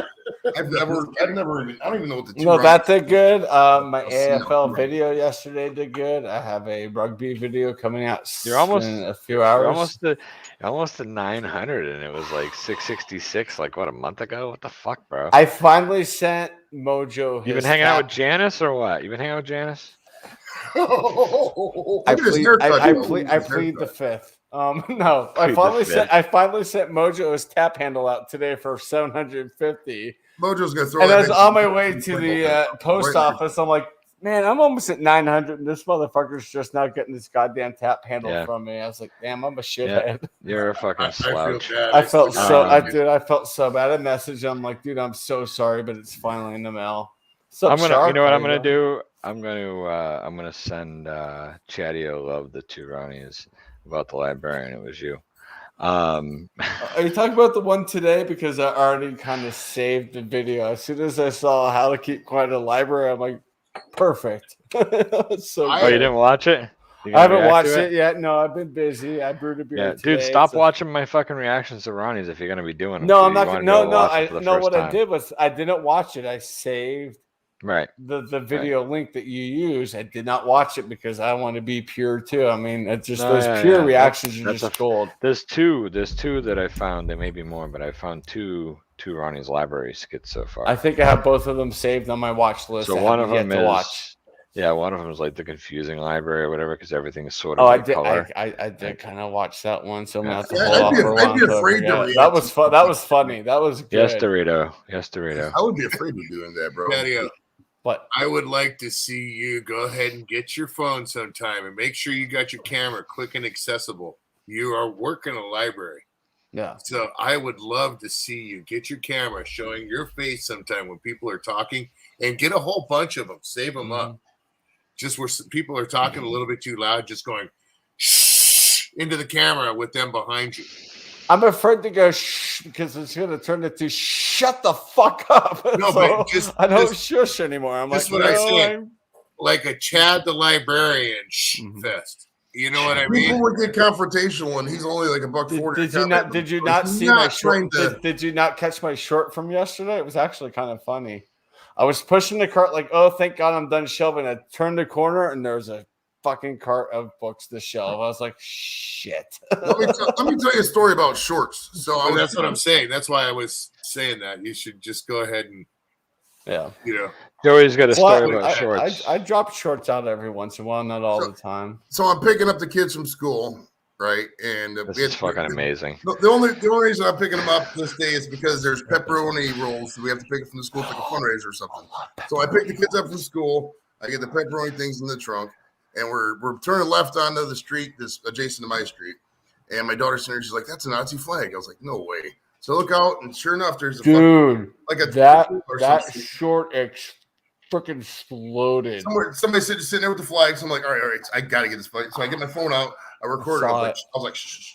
Watch out. So sure enough, they record it, go by. I get right away, I put it on YouTube, put the thing out. I share it to there's this group, my town is called like North Olmsted neighborhood or some shit. No. I put it in there like instantly within fucking, because we were on our way to the doctor's office, Nick had a doctor's appointment. And I checked the thing, and we're just guessing on how many views it was gonna get, And we get to the thing, it was like, God, it's already at fucking 28 views. It was like 3 minutes in. And we get out the thing, it was like 500. It was like going at 500 views an hour, bro. Somebody shared it on Reddit. Somebody shared it on another thing. It was just insane. That short exploded. I last I looked at it was yesterday. I was like, get it, Joey. Holy crap, brother, like man. That's awesome. 8,000 views right now. It's now the most watched view. I mean, well, the flag's not awesome, but yeah. Right. It passed Peter McNeely to be the most watched video on the channel. Yeah, dude, I got like 36 fucking watch hours out of that fucking 15-second video because it wasn't shared on the short shelf. It was shared via like Reddit and shit like that. The YouTube's not going to put out shit with the word Nazi in the title in the fucking short shelf. I heard about that. And it's crazy because like the views, normally I'll get, if I put out a short, I'll get random views, Mexico, Philippines, etc. It'll just go down the list and stuff like that. Philippines. Yeah. Lep says the U.S. views the past 7 days, it's like 90% straight from the U.S. because everything was from Reddit, Facebook, and everything was ridiculous. 7.9 thousand. Wow, that's what Lep just said. That's incredible, Joey, man. What up, Lep? That's awesome. But to squall the rumors, I'm not putting more Nazis on the channel. That's just a no. But it was. I saw that and I was like, oh fuck, and I saw it go by. I was like, fucking Christ, people. I just watched that video take off. I'm like, good, That's I sent a thing to the ADL. I sent an email to him with the link to the video. So hopefully they take care of that. I mean, it's weird to me. I know people don't want to talk. If you don't like talking about Nazis, leave the room now because we're going to get a little uncomfortable. It was weird to me the apathy that people had on the whole issue. Like, oh, that's their right. But yeah, you can say something as an American the other way. We fought a couple wars to fucking take care of that issue. Yeah. I mean, fuck out of here with that's their right. Let's just let them do it. And they're just looking for attention. Well, they got my fucking attention. You don't fucking drive around on my street flying a fucking Nazi flag and not. What do you think? What do you think about the Confederate flag, Joey? Same way. Fuck out of here with this shit. You lost the fucking war. Get over it. Bullshit. You guys know my hair. You know my.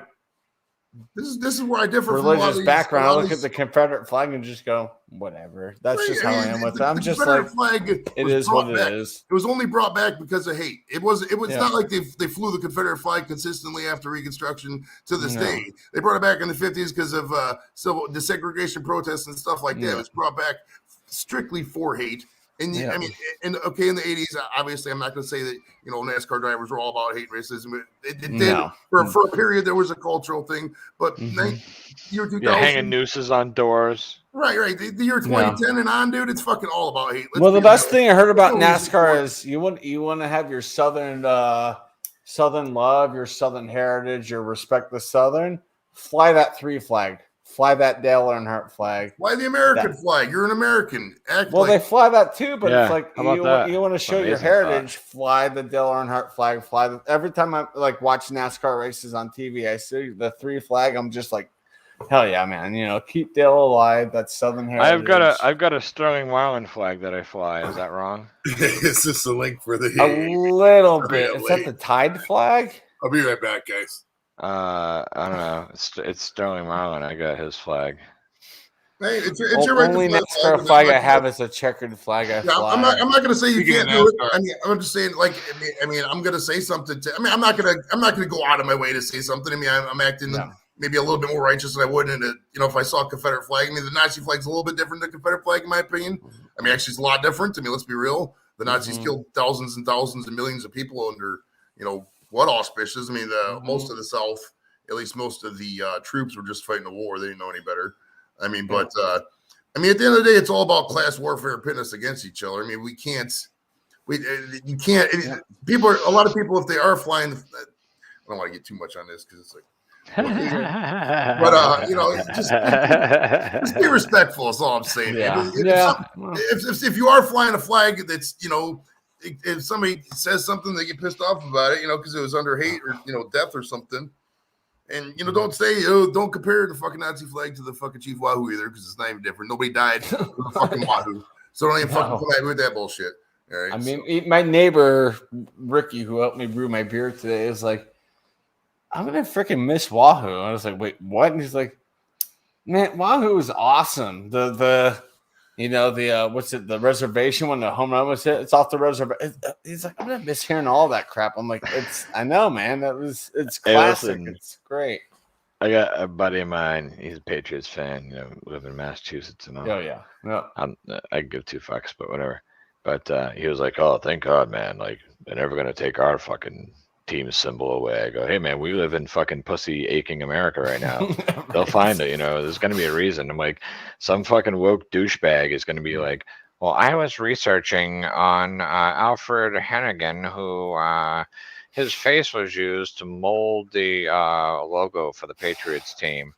And I found out that he was actually used because in 1639 he had some very patriotic acts, and he was a patriot. But now I found out that he's not as patriotic as we thought he was, so we shouldn't use him as the symbol for the team.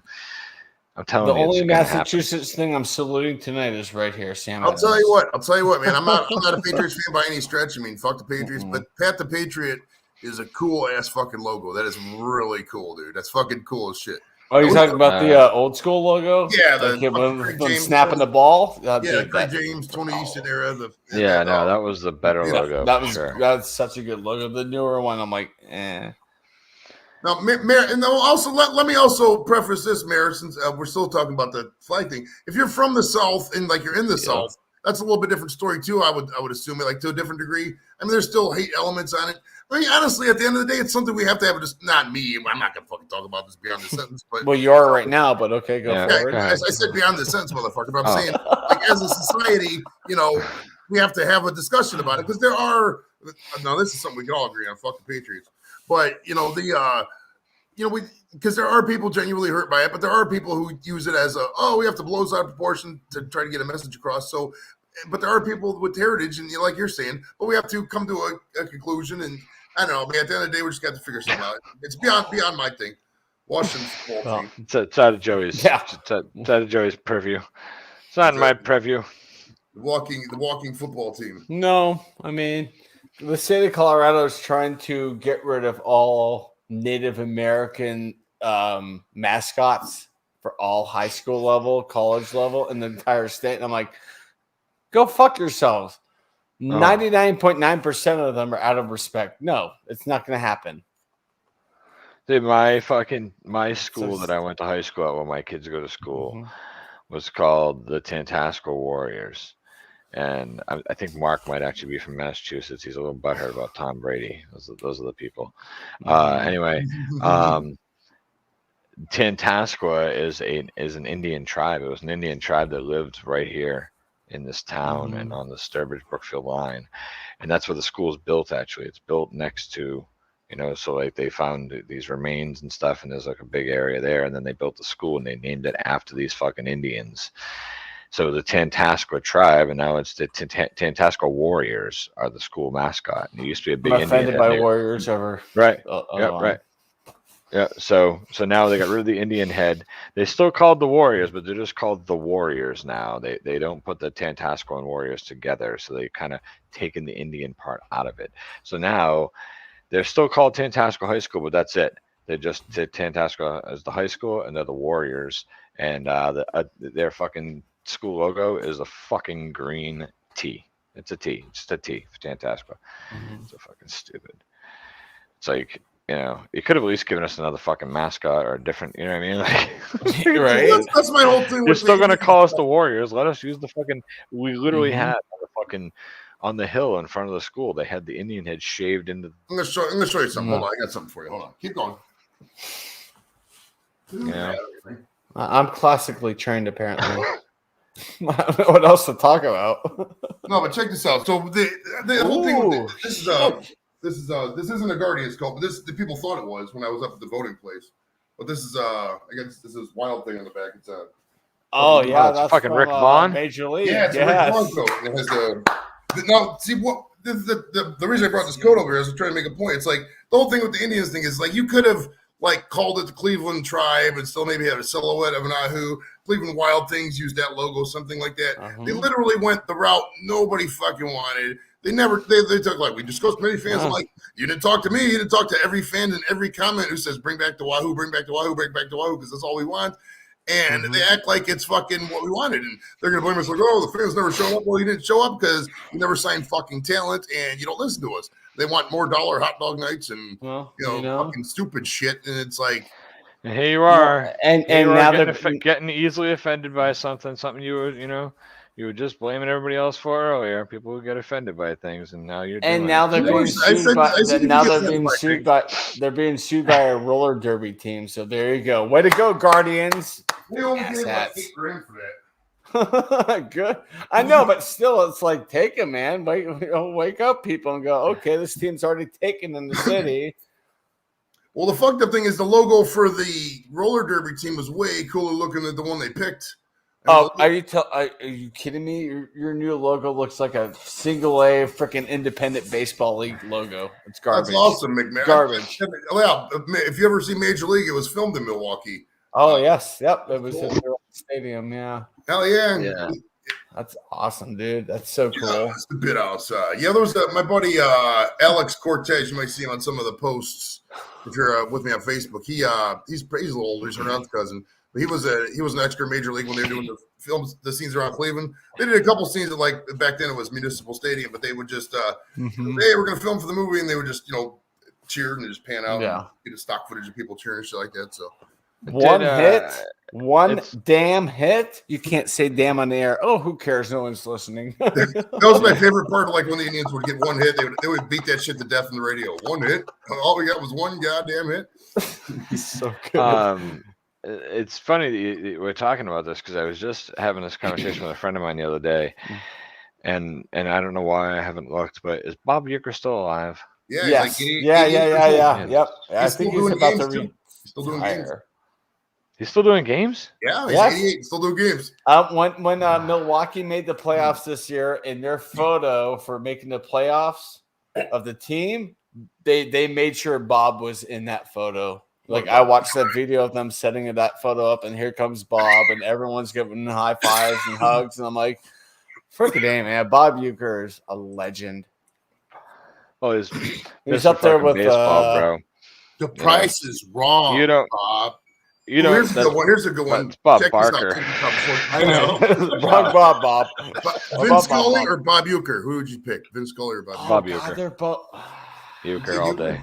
Nope. Uecker's I would have to Scully's go with Scully because he Scully's a traveled fucking with. icon, dude. He's an Scully, icon. dude. He So started out with the Brooklyn Both of them together. Dodgers. How's that? Oh, Scully's so fucking good, man. What a great announcer, man. Scully started out with the Brooklyn Dodgers. All right, let's throw Harry LA Carey in there. Harry Carey was just a Harry drunk buffoon. Carey! Let's be real. Look He's at not a the good kid in announcer. the sombrero. Love the guy, but he's just a drunk buffoon. He's the Joey Edibles of announcers. I'll call it that. I mean, it's I just get high and say whatever the fuck comes to my head. Harry Carey just got drunk and said whatever the fuck came to his. I mean, actually, a good corollary for Harry Carey is Leprechaun TV. If you're still watching, because Harry Carey would get drunk, lose his shirt, sit out in the crowd, chill. Lep reminds you a lot of Harry Carey. He doesn't get as drunk as Harry Carey did, but there's definite qualities there, I would say. I like Lep. Lep's a good dude. I like Carey, man. I grew up listening to Harry Carey. I loved it. Folks, Harry Carey here. I love the fucking. I can't do it, but I love the Will Ferrell. impression. Will Ferrell's impression was Hit the moon is a gold. giant piece of cheese. Would you eat Hey, it? Yeah, I would. Would you rather have Mad Cow ass or? right. Yeah, Fucking Vince Scully. perfect. Oh, that's a good thing because I thought That's you the were thing. going to It's say. like I hate Mad the Cow. Dodgers. I love Vin. Are you from Southern California, Shark? He is from California somewhere. I'm not sure where. Wow, Mayor, why would you say this? I need to know. I got a follow up. Why? What's up with Did he deny you an autograph? Did he kick you in the balls or something? What happened with you and Bob? I can't see. I mean, I can see it though. I've heard. I've heard I a real big asshole. Tom Hanks. I heard is just a straight up dick in real life. I don't doubt that at all. Not at all. He's so fucking. I don't know. He's so smarmy sometimes when you see him in interviews, and just like I don't know. I always thought Tom was a fucking. I always thought he was like, oh, this guy's class act. I put him up there with like those class act actors. But then as he got older and he got more, you know what it is? He politicized himself. Yeah. Once he started getting political about shit, it turned him smarmy. And then like they would talk to him about stuff and he didn't like stuff and he got uncomfortable, whatever. Like it just got weird with him. Everything's got to be about him making a political statement these days. Anybody, don't give a fuck what side of the aisle you're on. If you're fucking Tom Hanks or Ted Nugent, I don't want to fucking deal with you if that's all your fucking agenda's about these days. Go fuck yourself. You enjoy your politics. I'll enjoy your music. But I don't want to have to enjoy your politics to enjoy your music or your fucking movies, right? So that's what happened with Tom Hanks. He just turned ugly. Sure. Nugent's the same way. Nugent's the opposite way, but he's the same fucking way, dude. Nugent's got a fucking YouTube channel. Uncle Ted, man. Oh, boy. Oh, Diamond Bar, Shark. Did you grow up around there, bro? That's kind of funny.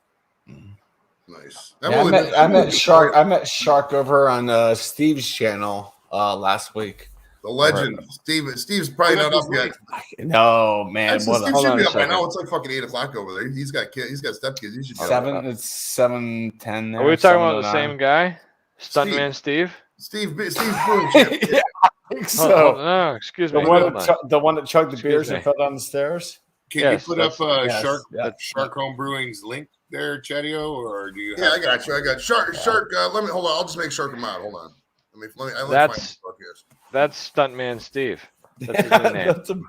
I'm gonna start his calling new fucking name. Yeah, that's fucking gold. Yep. So good. Steve is a fucking legend, dude. He's a fucking legend. I don't care what anybody says about anything. Steve's a legend, bro. I'm so bummed I missed that live stream of the chugs and everything. I just know the aftermath, and I feel really bad for him. But at the same time, Stuntman Steve, it's gonna stick.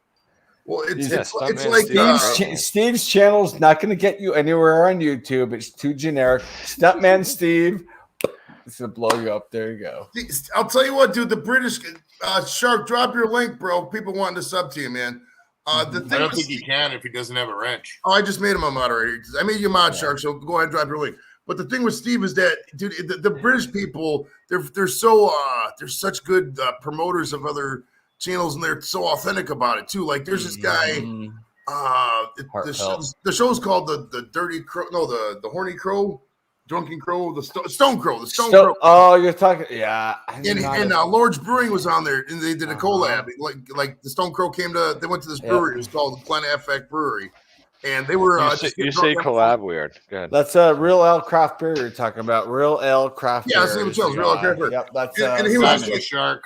And he was like, let's get lowered to 1,000. Let's go. And the whole chat was doing it. I don't know why I did a Char accent for everybody, but they were actually, and like within a day, they 250 subs in an hour. They were even getting me ancillary subs, and it was fucking amazing. So that's why I say, Steve's just a legend. And I got to tell you a background about Steve. I was on there for the last 10 minutes of the stream. I was the one who encouraged him to drink the last couple beers. Now, for full disclosure, he told me that too. Full disclosure, I thought, and I even told Steve this. I even told Steve this while he was drinking the beers. I said, I'm telling you to drink these beers, assuming there's a place nearby to where you can go to sleep and pass out. I had no idea he was going to go down the stairs and try to traverse and do other things. Okay, that wasn't my fault. He didn't go down the stairs. He went off one stair and ended up on the floor. This was not my fault. But Steve is a fucking legend. I mean, because you know why? Because this is some shit. This is some shit I would have done back in the day. If YouTube, I was drinking and shit like that, I would 100% do some shit like that. But for the story he told me, like after what happened, is like his wife was freaking out, and I feel so freaking bad for her. But That's but Stuntman Steve is for a you. fucking legend. Steve, hopefully he's here. Stuntman Steve. That's right. Keep pushing it, Chatty. Good job. I'm all about that now. I got fucking I'm Chatty about to on create a board. Stuntman Steve logo for him too. There you go. Chatty was on board. I knew Just the I guy going fucking like hit this the down right a guy. set of stairs is perfect, just like this. Oh no, he said he went off the top stair and didn't hit any other stairs until the bottom. I was like, hey, Ezra, man, you take care, brother, man. That's one later. cool See ya, brother. motherfucker Take it right easy, there. Cheers, Ezra. Have a good night. Ezra's Much fucking love. awesome. Hey, what's that? Hey, Squirrel, you know about these soccer teams overseas? What's that logo right there that Ezra got? Oh, that's the oh fuck, I know what it is too. Is that soccer or is that volleyball? Yeah, it's football. It's Okay. European football. Yeah. I can't even think of it right now. Is it like one of those Premier League teams or no? It's the Union Club football Union Club. I'm trying to think. Yes. Republic Union Club. I can't remember. I have to I look think it he's up. got a great idea for a show. Look it up. We need to get all. I think was it like 20 teams in Premier League, something like that. We should take the Premier League team crests and logos and take like I don't know how many Americans we do it with, and just see how many they can get out of the 20. Just and then put it as a compilation. Ooh. We need to reverse the fucking thing and see how Americans react, but like have us, do the prodding. And that would be fun as fuck, bro. I think that would be hilarious. I would probably hit 50%. No lie, I would probably hit 50%, and to me, that would be success on that. There's some obscure teams in it, but yeah, that would be fun. It's Rotherham United. I think it's Rotherham. Nice. Rotherham. Oh yeah, Rotherham United Football Club, right? Rotherham United. Yeah, that's beautiful. That's cool. I love that logo. It's awesome. Cool. Yeah, that was a fucking kick-ass. Hey man, support your local. I looked it up before. I just couldn't remember. No, that's a cool ass fucking symbol. It's actually one of my favorite ones. There's a few of them. From the people that subscribe to my channel and I interact with a lot, and people that I've just become kind of like buddies with and stuff. Like I consider, as like one of my buddies now. I see him everywhere, and he's fucking just a rock solid dude. And he's got a cool fucking logo. I can't remember. I think there's a couple channels that actually have it, but I'm trying to remember the channel. But he's got the Isle of Man fucking 3-legged fucking logo. I love that logo too. I think that's pretty badass. There's a few of them out there that I see, and I see the logo. I'm like, man, I love that fucking logo. It's in the Isle of Man. It's fucking expensive as shit, dude. It's so expensive over there, bro. Yeah, and a lot of these people have these cool ass logos, but they're not. They're just. They have a YouTube account, but they probably don't ever post anything, or they do it just to save it or whatever. You know what I'm saying? Like they're not like actively making a channel or whatever. A lot of them aren't. But they got some great ass logos, you know what I'm saying? So, but yeah, I don't know. See, it'll be good, man. Yeah, dude. You know who else is? Well, he's got the fucking. There's a guy that comes on my channel called Rusty Dog, and he's got a fucking little brown dog for a logo, and he's a cool dude, man. He does like these fucking computer video games, but they're like flight simulators, and he does all kinds of shit. He did one. He's in fucking prison. It's a prison fucking game where you're a prisoner. That was pretty neat watching. What is that called? Is it the two people? It's like a story mode, and there's two people, and they break out together, and it gets. It was weird. Just him and what I was watching. Okay. Prison Life, maybe. That might be it. Yeah. Oh. Sub to if you're out there, a lot of you guys are whatever, but you might be drunk and passed out. Maybe watch the stream later, but subscribe to my buddy Shark Holmberg right there. And the thing, he's a really good dude. Comes up on a lot of the British streams. He's a real big fan of the Brits, but he comes up. He's a really good dude, man. Fucking give him a sub if you can. If you're yeah, Elite Dangerous is the main game that he does. That he does a lot of. You're all blurry, Chadio. That's like his big one. That's where he gets like this camera's he's got when he does streams for that, he'll pull 100, 150, 200 people in the stream watching him. It's a pretty I think it just got released full blown out of beta, and he's been playing test and beta for a long time, and that's kind of what his channel's built around. Today he was playing. It was just called Prison Simulator. But I saw him going down the hall, and the guard went by, and he waited. And after the guard went by, he turned around and looked up at the camera, and he fucking looked up and gave the finger to the fucking security camera, and he went down the hall, and I was like, whoa, and watching him go through this. Like it was cool, man. Cool Yeah, stuff. that finally went full release today. Yeah. Let me apologize, Mr. Shark. I didn't realize I wasn't subscribed to your channel, my man. So I just did as well. So it's God damn it, Joey. Right? I'm a fucking asshole, dude. I 100% apologize, my man, because he's very interactive. And that's YouTube rule number 19, I think, was. Hold on, I gotta see what rule number that was. Yeah, we know each other, Shark. I'm debating to occasionally bring back video games because that is basically why I'm on YouTube. So bringing back video games is kind of a throwback to this is why I'm here. I kind of want to keep that going. Yeah, I'm bringing sexy back myself. So between the two of us. Good luck. That's a little tough one right there, Squirrel. I don't know if either of us can do that. What is wrong with your camera? Why do you keep tilting it? Because it's a piece of crap. It loses focus. Shark Homebrewing 88 would have been me, but I ended up going. I was freshman and sophomore at Roland, and then I went to Santana over to the continuation school because I don't know. Bad boy. YouTube rule number 13. But we probably know some of the same people, man. That's fun. That's awesome. Actually, that's pretty tight. It's pretty fucking cool. Yeah. I'm gonna say he's 50 or 51. Who, Shark? Yeah. Shark. He's probably. I would put him right around there. Yeah. He's older. He's way older than me. I actually on Steve's channel. Shark was there. Well, I'm 52, so if he was 89, I'm gonna say he's 50 or 51. 89 is 40. 49. 50. I'm 44, Yeah, so I'd be 6 years. 50. I'm class of 93, and I'm 46. Yeah, 50, he says. There we go. So I'm 52. So in November, 52.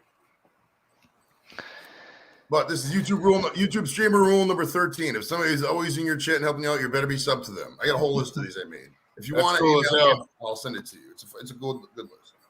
It's a good list. Do you remember Kim and Kelly Bohr, the twins? What the fuck? Oh my God, were they double mint? Yes. Oh no! They were mediocrity back. They were double mint. That's what I'm saying. I hung out with the Rockers. Oh, I played football. My first. Yeah, I got my ass kicked. Drunk. I'm breeding mediocrity back. Yeah, I'm sure we did, bro. Drunken one, you don't look a day under 54. Let me tell you, bud. I'm just saying. Damn, what a dick. He's younger than that. He's like 52, asshole. How old is what's his name? I don't know. He looks like he's always struggling when I see him. I think is his name Rob? That's half the fucking people we know. Drewski. He's a big guy. Sean Smith sounds familiar. Oh, he's kind of a bigger guy. He's like he always breathing real fucking heavy. He has glasses. That's what's his name from Michigan? Oh, Big Chris, BC's beer reviews. BC, yeah. He's like 46, 45. No, I think he's late 40s. He's right around 48, 49. 40 something, but yeah, it's just you look at him, and we're like, wait, really? Wow. Well, I mean, if he shaved his head, I don't think he's that old. I don't think he's that old. I thought it was early to mid 40s. That patented white beater. He needs to sell those. I think he's 42. No. No, I don't know. We've actually, I think we've had this conversation about him before, but I can't remember. We guessed before, but we have no way to confirm. Mm-hmm. Your age, I think Shark would have. He told me his age, and I can't remember it. But anybody friends with him? I thought he was like 46. I'm not good friends with him. Anybody friends with him on Facebook? I am. I can look real quick. I don't think it shows. There you go. Yeah, I'm actually friends with him. It shows. Yeah, I hung out with all the Rockers. How about your age would have probably been Tony Reginator. I think he played football. Your age, and then there's cheerleader. I remember, she's a rocker. Dana Huxford. He graduated in 93, so he's 2 years older than me, so 46. Who, BC? Yeah. That's about That's what my I thought age. it was. Yeah, I That's thought my it was age. about 46. Yep. Chadio, you went from fucking 48 or 49 down to, you said maybe early to mid 40s, and then you just came back and said you thought 46. No, I You fucking originally nailed said. it, I man. originally. Listen, I'm telling you, that's the way to nail it. You nailed it. Man, that's how you hit the fucking crossbar. I did it. You're like the Bing. after party of guesses right there, bro. Fucking, I know. Well, I originally said 46, but whatever. So I'm done. yeah. How many times have you called your friends on the phone and did the D's nuts trick? I'm imagining it's a few. Who, me? Yeah. Probably. If you're talking more jock-wise, though, I talk Shark, about, you probably knew. I've had more people prank call my work than me calling work. So there you go. Prank calls are so cringe. I'm not gonna lie. The other day when I know one of the guys we were in our community is a prank caller, but I'm not gonna lie, dude. It's so cringe in 2021. I mean, it's such a dated concept. It seems so mean now. Like I don't know, man. It's God bless him, but No, he nails it. I know who you're talking about. No, I like him. He called my work and he nailed it. And nice guy. He had who he talked to going, and she still doesn't know him. And I hand her a sliced bread and back. You're cooler than this, and just walk away. She'll get it. Right. So when we were on that stream though, I couldn't watch that part. I saw it was a JV. It was JV a couple weeks ago. Yeah. It was. Well, you can't watch it. Doesn't mean other people can. Oh yeah, that's what I'm saying. I'm not gonna hate on the guy. There's a place, but I'm just in my opinion, it's hard to watch. It's kind of cringe in 2021, but I mean, it is what it is. Hey Shark, how about you hop up here and chug? Yeah, we can open the panel up for a little bit if you guys want. That way, if anybody wants to drop off, you guys. I'll keep this going probably till about 4. I probably shouldn't have kept it going this long, but fuck it, I'll probably sleep in the car. I've got the hanging chads in like 10 hours. This is going to be fun. And Lone Star, you're running it on my channel. I thought you were doing the Lone Star for. I thought you were doing the Lone Star. We're doing a Cowboy Bronco game Sunday. That's why we're doing the hanging chads tomorrow. Oh, okay, that makes sense. I'll be at the Browns Bengals game. Obviously, we're taking a road trip. Oh, go Bungles. Phil Smith is in the house. What up? What up? Hey, Phil. So you're going today or tomorrow? Saturday or Sunday? The Bengals. Well, tomorrow we're at noon. We're leaving to drive down to Cincinnati. It's like 4-hour drive. Then we're gonna go to the hotel and take some high and shit like that. Go have fun in the town. Then we'll get up. The hanging chads is Saturday. Don't forget, for those of you in America, I'm not sure about Britain, but in America, on Saturday we get an extra hour of sleep. I like Phil. Phil's a good guy. They did theirs last week in Britain. Mm-hmm. Oh, so they're on. They're only TMT 4 hours right now. Yeah, they're only on. Yeah, they're 6 hours ahead of me. Okay. They're 4 hours ahead of me when they were 5, and then it used to be. Yeah. We used to be though last week, or actually it was the first week of October, and then President Bush pushed it back a month. Remember George W. Bush pushed it back a month. Yeah. I forget. Daylight savings time. When you get and then Halloween every like 4 years kept falling on it, and people are like, and they're like, fine, we'll change it. We'll do the first week of November, and I'm like sitting here like, can we just do away with it? I'm tired. Remember the 5th of November. Yeah, It's Guy Fawkes Day. it is. Well, now it's 11/6, so it's even. Right, in no. Yeah, yesterday was Guy Fawkes Day. I saw your video, and then like I tried to find it, and I'll have to look for it again. I think you reacted to it. Remember the 5th of November. Guy Fawkes is the anonymous mask. For those of you wondering what we're talking about, you did You know see why? that squirrel, didn't you, squirrel? Look at that. No, I did not see that. when I see a video of a guy in a Guy Fawkes mask talking in an altered voice, I don't listen to the video. Yeah, that's pretty cool, man. Mm-hmm. You saw That's the pretty assassin, awesome. right? I think so. Yeah, that's one with the Yeah, big that's tail in the back, a big one. Yeah. That's cool. With For those of you wondering what the strain Ice of Age, yeah. Moroccan Kush. It smells like Morocco too. This is not a good smelling weed, but it's How much is in there? Is that a half? I like quarter? This was an ounce, but that's about the full ounce was.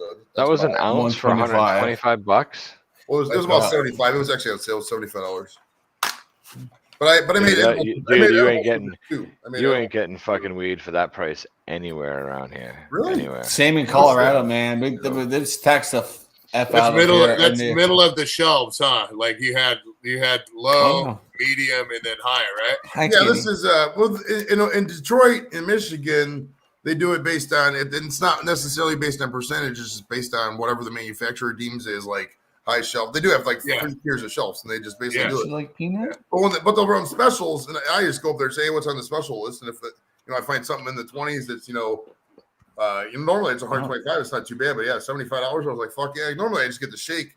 They call it premium shake. It's the shake from the top 2 shelves, like when they dump this kind of stuff in, all the shit falls off, they just put in a bag. It's like $2 or 2 for $100, $90, something like that. It's really fucking cheap, man.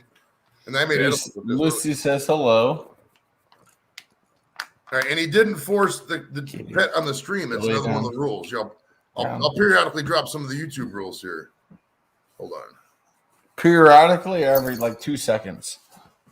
Periodically, because it's 3 a.m. and I'm don't have that kind of wherewithal. But if you want a list of the YouTube rules, send me your email. I'll send them to you. They might offend some of you, so I don't. I mean, they're pretty rancid. Some of them. Some of them are direct attacks on some of the people we know. Honestly. All right, here we go.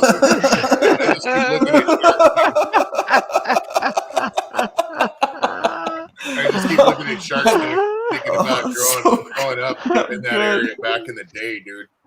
Even though I was on the other side of the tracks, that place was Rolling Heights and Diamond Bar. There was a lot of parties up there back in the day, dude. That was a fun area. Joey says, if you get offended, and immediately I start thinking of a couple direct people who will get offended. I was like, and then he said, I mean, I'm talking about some specific people. And I'm like, yeah, that's exactly what I was just thinking. My bird was there too, and he said that. I was like, oh my god. Don't ever force your pets to be on screen. I don't. That's actually though. Chatty was a good example of that because like if you have a pet, like, hey, you look at my dog. Here's my dog. Nobody wants to see that shit. Let your pets be your pets. Your pets are there. I called them over. If your pet comes on camera, cool. Yeah. Right. That's what I'm saying. If she want to fuck this, hey, Chatty, water. Chatty, listen. I'm gonna give you the key right now. All right. I'm gonna give you the key right now. I'm still from around there. Gonna get you to 1,000 by Sunday night. No. Yeah, I'll tell you how we're gonna do it. It's gonna be all natural, man. All natural. I've heard this I need you to go buy a big. I want you to go buy a big fucking glass tank, and get a big wheel like this, big fucking wheel, right? Put the wheel in the fucking tank, and then I want you to trap your cat in the fucking tank, and I want you to put a fucking camera on that motherfucker. That would get me kicked off. We can just watch that asshole run on that fucking wheel, dude. The Filipinos love that. They just naturally come. They don't give you views for some reason, but they just sub. They just fucking love it. They sub away, right? Oh my god! Subbing like a motherfucker, bro. Right? Oh my lord, no! It took me a minute. And I'm like, where's it going? It did. If you want to get to 1,000 by tomorrow night, and you don't want to wait till Sunday, No, man. Listen, if you want to do it by tomorrow night and not wait till Sunday, paint one of them motherfuckers white, bro. This is the wheel. Stella's in the other room yelling. She's like, right, Videos cats do not like this idea, Squirrel. They're not cool with this shit, bro. Hold on. I'm like rubbing my eye because of my tune. It's so funny. My bank account can't afford doing that, so whatever. There it is. Shadio. Thumbs up for host. Thumbs up for host. Yeah, if you haven't smashed it already. Oh my gosh! Yeah, I'm gonna get back at that. Yeah, Steve, I'm in Riverside, bro. I go through there all the time. There it is. I gotta get that without the. I gotta take the background off of that. Hold on, let me see if I get the background off of that. What's that? Are you Cuban, Joey? What's that, Dorito? You Cuban, or what is that? Puerto Rican? No, this is a Filipino. Oh, what? It's a running joke. It's blue and red and white with something like Iron Man and shit. Let me put it like this, Dorito. We're gonna make a lot of money off the Filipinos, but not the way you think. Not the way you think.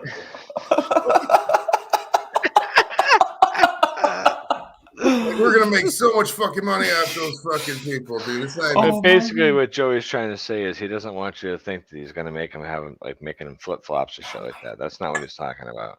I gotta go grab another fucking soda for this. Yeah. Oh man.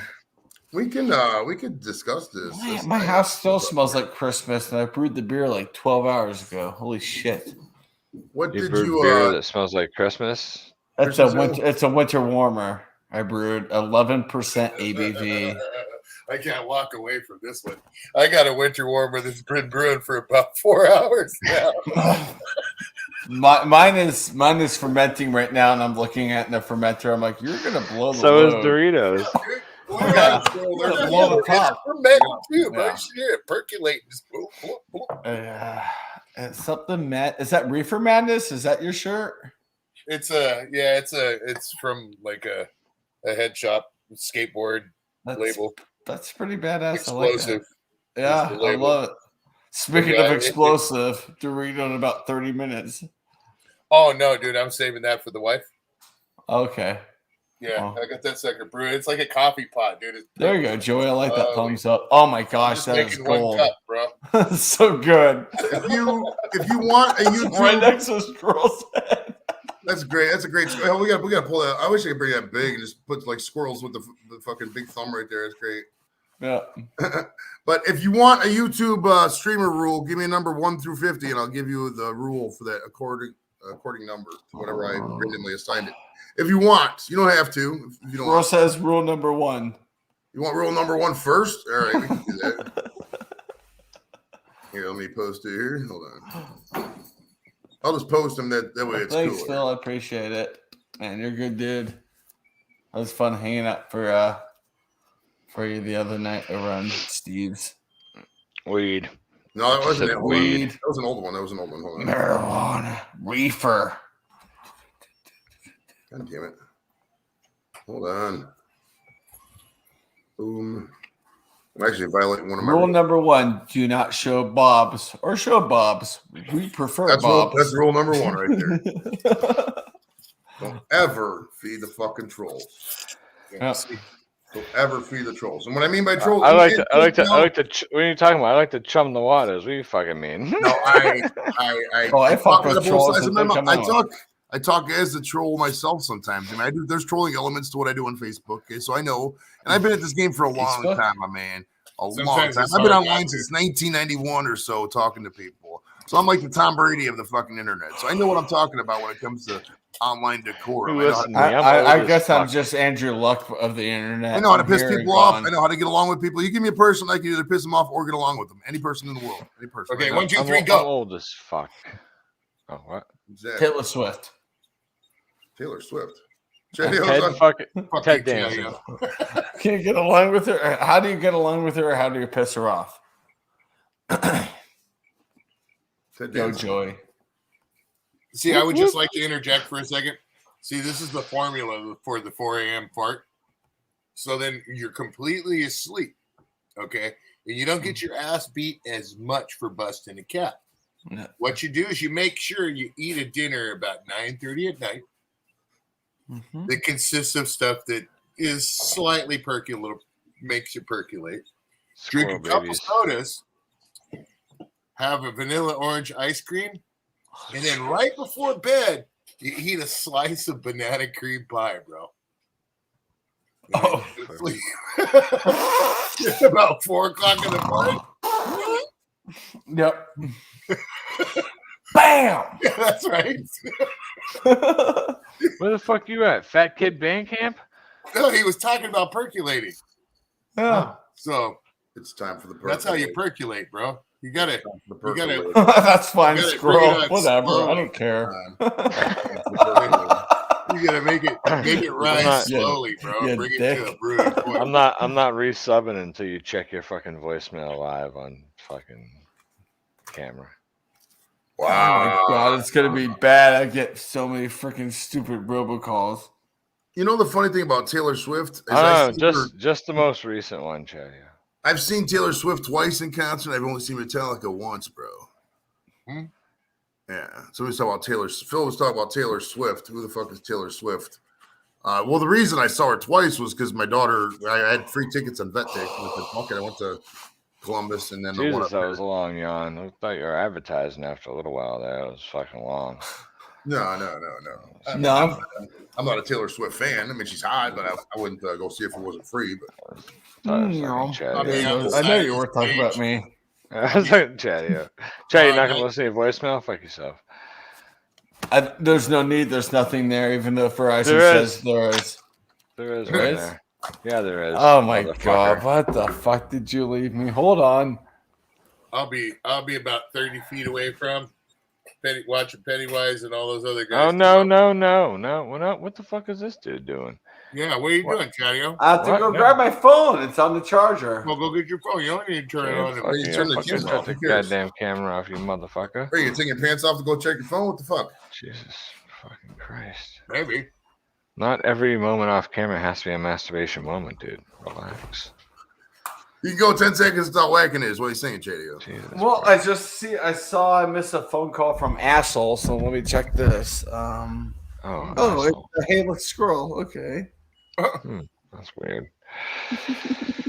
So weird. All right, hold on. No, leave it. Stupid cat. No, I gotta edit that. Hold on, I can make that funnier. Hold on. Alexa, volume 10. I got Google, so you have to say "Okay, Google" if you want to activate my device. I forgot he's got his headphones on. You have pressed an incorrect key. To listen to your messages, press. Wow. What are you on a fucking pressed an incorrect key.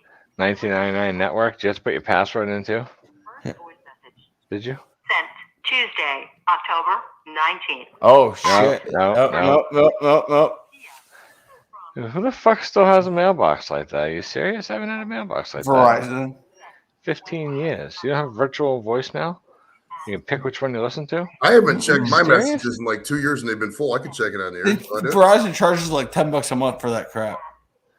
Oh. I think you need to update your plan. Yeah. I bet you they don't. There comes the British guys. What's up, Lex? How you doing, buddy? What's up, Lex? Well, Lex. Getting there. He's on voicemail 3,339. Yeah, it's all because it's all these robocallers. Your car insurance is expired. I don't have a fucking car, assholes. I'm about to do mine here. Hold on. Let's see what we got. Enter your password followed by the pound sign. Joey got that Fine. too, man. All right. Yes, this is the right one, Che. That's the one. I know, but let me turn. Put on speaker. Cheese nuts. Got him.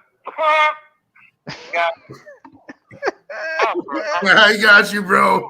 He totally got you. That was great. He got you. You got burned. Hey, attention. Does anyone have Amazon Prime? They can switch some LO to Chatio because he just got burned. That was good. Message erased. I win. I deleted it. There you go. Actually, you really didn't. He had you play his voice saying he's nuts. Got him on there. So. What's it? It keeps ending. Like I'm trying to get That's these. not mine. I'm off. Chatio was blowing on his cat. Oh, trying to get her the hell off me. You smell like shite. What the fuck? You're a shitty kitty. You smell like shite. Oh, shit. Yeah, you smell like shite. Shitty kitty. Hi, kitty. Shitty kitty. What? Did you poop on the floor? Oh, what? That's okay. It's tile. We'll get How it tomorrow. old are these cats? She's 11. Why do you think I got rid of the carpet because of her? That's a true fact right there, Squirrel.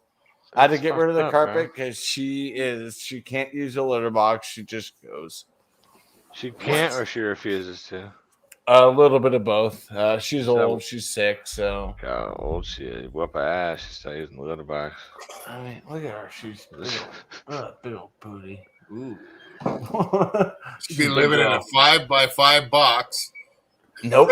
That's all. Che is checking out her big old booty apparently. So YouTube was, not me. oh, Lex told me to show it. That was all Lex's fault. look at that big old booty. Oh, see, that's percolating right, dude. There's a little vacuum right there. Who I can only imagine on a Friday night that Lone Star is streaming somewhere in the universe for an after Hey, party. you want me to see you give a? I'm gonna drop a controversial fucking YouTube streamer rule right here. Hold on. That's not it. I had a feeling that Joey might have had a rule about this. Hold on. Hold on, folks. Stand by. Joey's got a rule. Joey's got a. Well, there's one of them. Nobody wants to see you play video games. It's rule number 8. Okay, cool. Fair enough. Done. It's controversial. Like I said, It's not the one I was thinking about. Well, I asked YouTube, should I stop doing beer reviews, and they said no. I was like, yeah, I'm holding them back about twice a month. Sorry, that's December coming. I chose only if someone sends them to you. Well, I backed up. I saw you sent, and I put that under occasional. So I'm occasionally going to post them, and food reviews are going to be every other week along with those. So food review 1 week, beer review the next, food review, beer review. That's what I'm going to do on Wednesday. But after that, it is going to be reaction videos because I have a blast with those, and people are taking kindly to them. Yes, they are. Why, yes. And it's something I've actually, and even this was like going through my head like 2 years ago. I'm like, I should do reaction videos. I just didn't know what I could do, how to do it. And seeing Squirrel, Evie doing them, I'm like, go time. This is going to be fun. Right there. I love it. That's an important rule right there. Fucking pay attention to that shit. That's only your channel, Joey. That doesn't really apply to everyone else. No, it's only There's you. a reason it's called YouTube because you're a fucking clown. We're all goddamn clowns, and as a clown, we gotta fucking entertain. If you're not entertaining, don't go on a show. Well, fuck me, I'm Bozo. Well, I actually met. No, I didn't meet Bozo. I met They Bozo. call it Bofo. I was on the Bozo the Clown Show in 1985. Did you know that? Yeah, you were. You did the grand prize game. You threw the ping pong ball. You couldn't even get in the first cup. I was in the audience. I wasn't actually in the thing. In the audience of what? The I Bozo was- the I Clown was- Show. Back I then, was you had to gonna get tickets 7 years in advance. You buy the tickets when the kids were babies, and then 7 years after that, you would go to the Bozo the Clown Show. But my buddy's friend or something won tickets from somewhere, and they took me. And the only time I was on camera, I was blowing my nose because I had a cold. This Thanks, is Lex. I appreciate this is it. pre-Colorado video, way pre-Colorado video. Uh, Colorado video is code, Chatty. I've used the first 2 things of what I'm talking about. You get what I'm talking about. See, man, yeah, I got your drift. All right, so let's vote now since everybody's paying attention.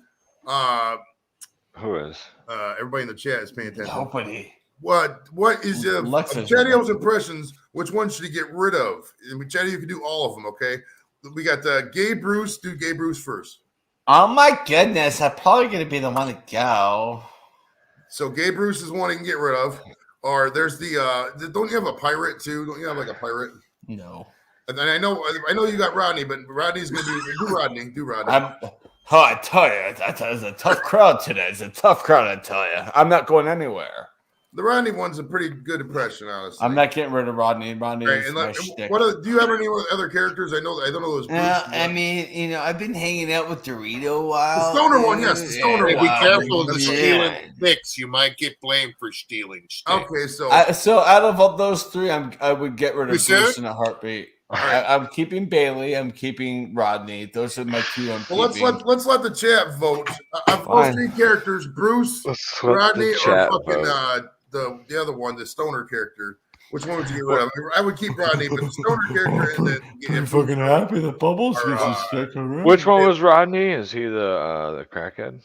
Rodney's I Rodney tell you, Dangerfield. it's Rodney Dangerfield. How's it going? Oh, All that right, Rodney. Yeah, I'm sorry. yeah you got to keep Rodney. Rodney's got a stick, man. That's just No. that's my I bread and thought butter. when he said Rodney, I thought it was a different. I knew you did that one, but I was thinking of that one as Dangerfield. Yeah. Not just Rodney. That was my fault. No, It's that's fine. just I just labeled that one as Rodney. Hey, listen, we don't need labels here, Chatio. That's true. Nobody needs to see me dance. Sorry, Phil. Hey, the Brits are actually coming over. Paul's beer reviews. Hell yeah, man. Nice. He's a good dude. He's no, he just dispels a lot of those myths about gingers. Like gingers got souls, the big heart. Keep Mickey. And I don't know they say on like South Park and they joke about gingers not having souls, but that guy has a soul, so because he's a really nice dude.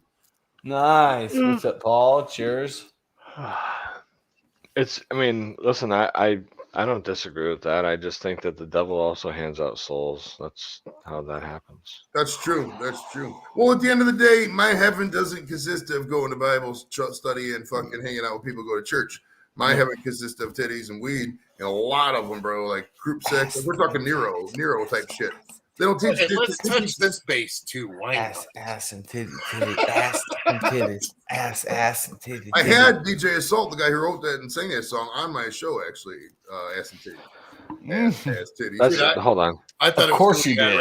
Why wouldn't you? Yeah, well, he's from Detroit. That song was a legendary back in the late '90s, bro. You play a song at a bar, fucking chicks would be showing their titties and shit. At least that's what. All right, listen. I gotta go. All right, we'll see you, Squall. Take it easy, bud. Bye, buddy. See you guys. Be good. Hey, bro. Cheers. See you.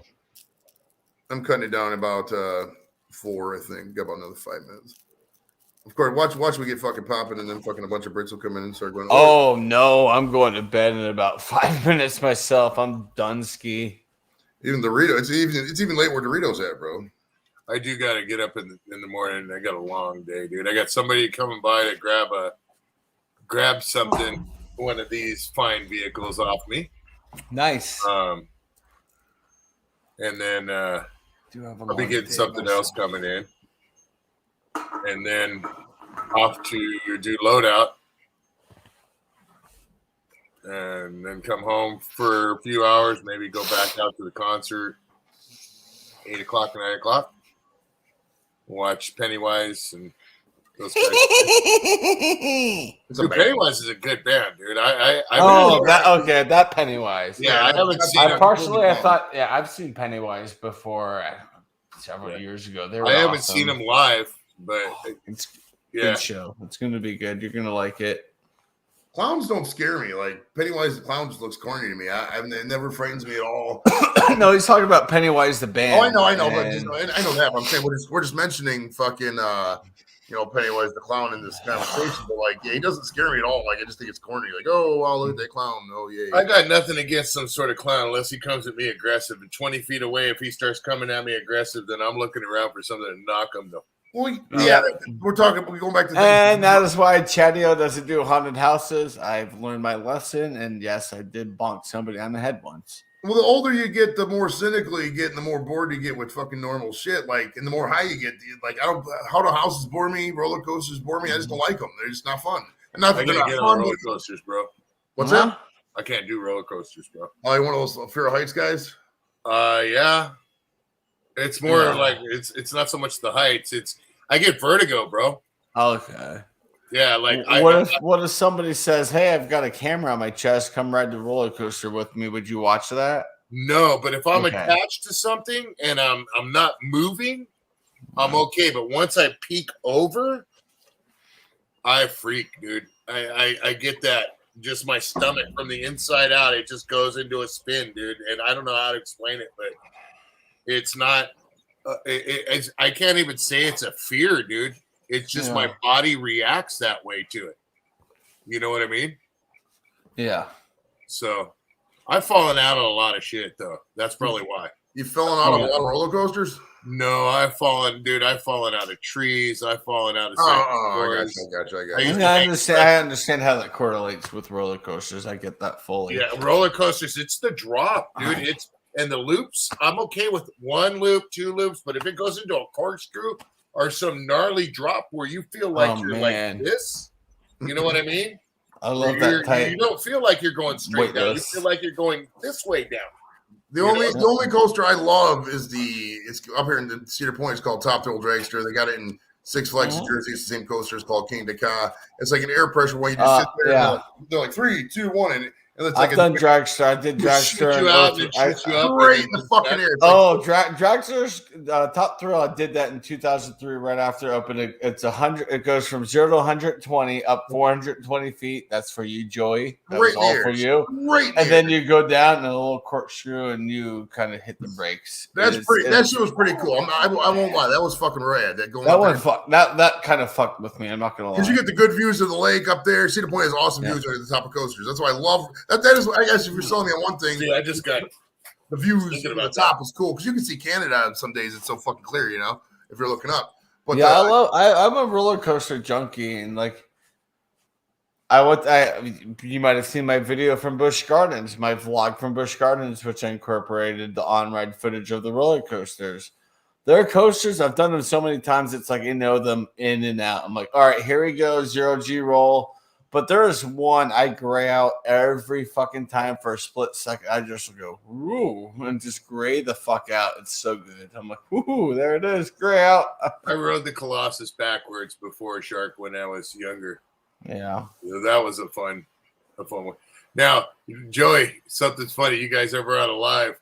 Ask Luch how it was when we all went to Vegas and went up to the stratosphere. Oh, fuck no. I wouldn't do that now. I actually went to the stratosphere. We didn't go to the top part, but I gambled in the casino. Dude, we went all the way. We stayed there one night. We went all the way up there, dude. And I was okay in the elevator till we got to a certain point where you could feel it kind of shifting. Yeah. It was so high. And then I started going, okay, it's time to go down. It's time to go down. It's time to go down. And then we get up there and get off the elevator. And I look over and there's like one window that had a little crack in it, dude. And I'm like, this is bullshit. I ain't going over there. I literally sat on the thing, and I think I looked over once, dude, and I wasn't cool with it, dude. I wasn't. You look over, you go, nope. My wife was laughing her ass off at me, dude. See, I love that. Like, I went to the Empire State Building when me and Nikki were in New York City. I know it wasn't with Luch; it was with somebody else. Sorry, my bad. And my daughter, she's afraid. She's like, Dad, I don't want to do this. I was like, well, fine, go over there, hang out in the building. I want to see the cool views. I love fucking Manhattan. I love the views and shit. I mean, dude, you can put me on whatever. I mean, I know it's like I don't know. I'm a pretty big believer in most modern safety procedures. It's like, and if there's nobody died during that event, I'm pretty sure that it's going to be safe. I don't really consider it a life risk. You know what I mean? Like if there was a clear walkway, that, if you walk out and there's nothing below you for 5,000 feet. If I know that thing's been around for 4 years, 5,000 people use it a day, and nobody's ever died, I'm going to assume it's safe. You know what I mean? So I don't really get the. It was a shake. I get the fears. I get the the phobias, the irrational fears and stuff. It was a shake, bro. Right. And it wasn't a big crack. It was a little tiny crack, and you could tell it was something that was going to be fixed real quick because they had it, set up to be fixed. In that, but and that's why you noticed it so quick. You know what I mean?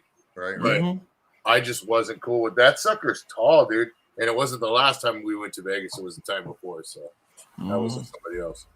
But yeah, my wife was laughing her ass off at me, dude. She thought it was the funniest thing. That's funny, man. Yeah, no, me and heights are good, dude. I fell out of working construction. I fell out of a second story.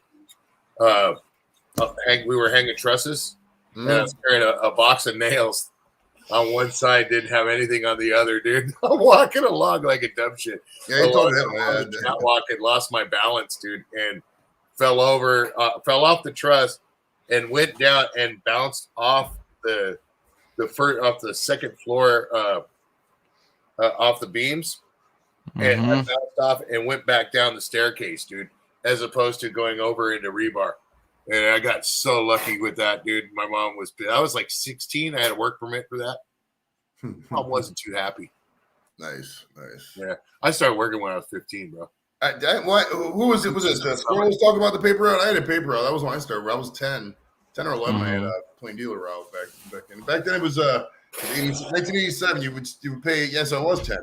You pay. I charged. I don't know. I can't remember what the paper charged. I think I would make like 7 cents on a daily paper and 13 cents on a Sunday paper, something like that. But it was 20 cents for the daily paper and 60 cents for the Sunday paper. It was $1.80 a week.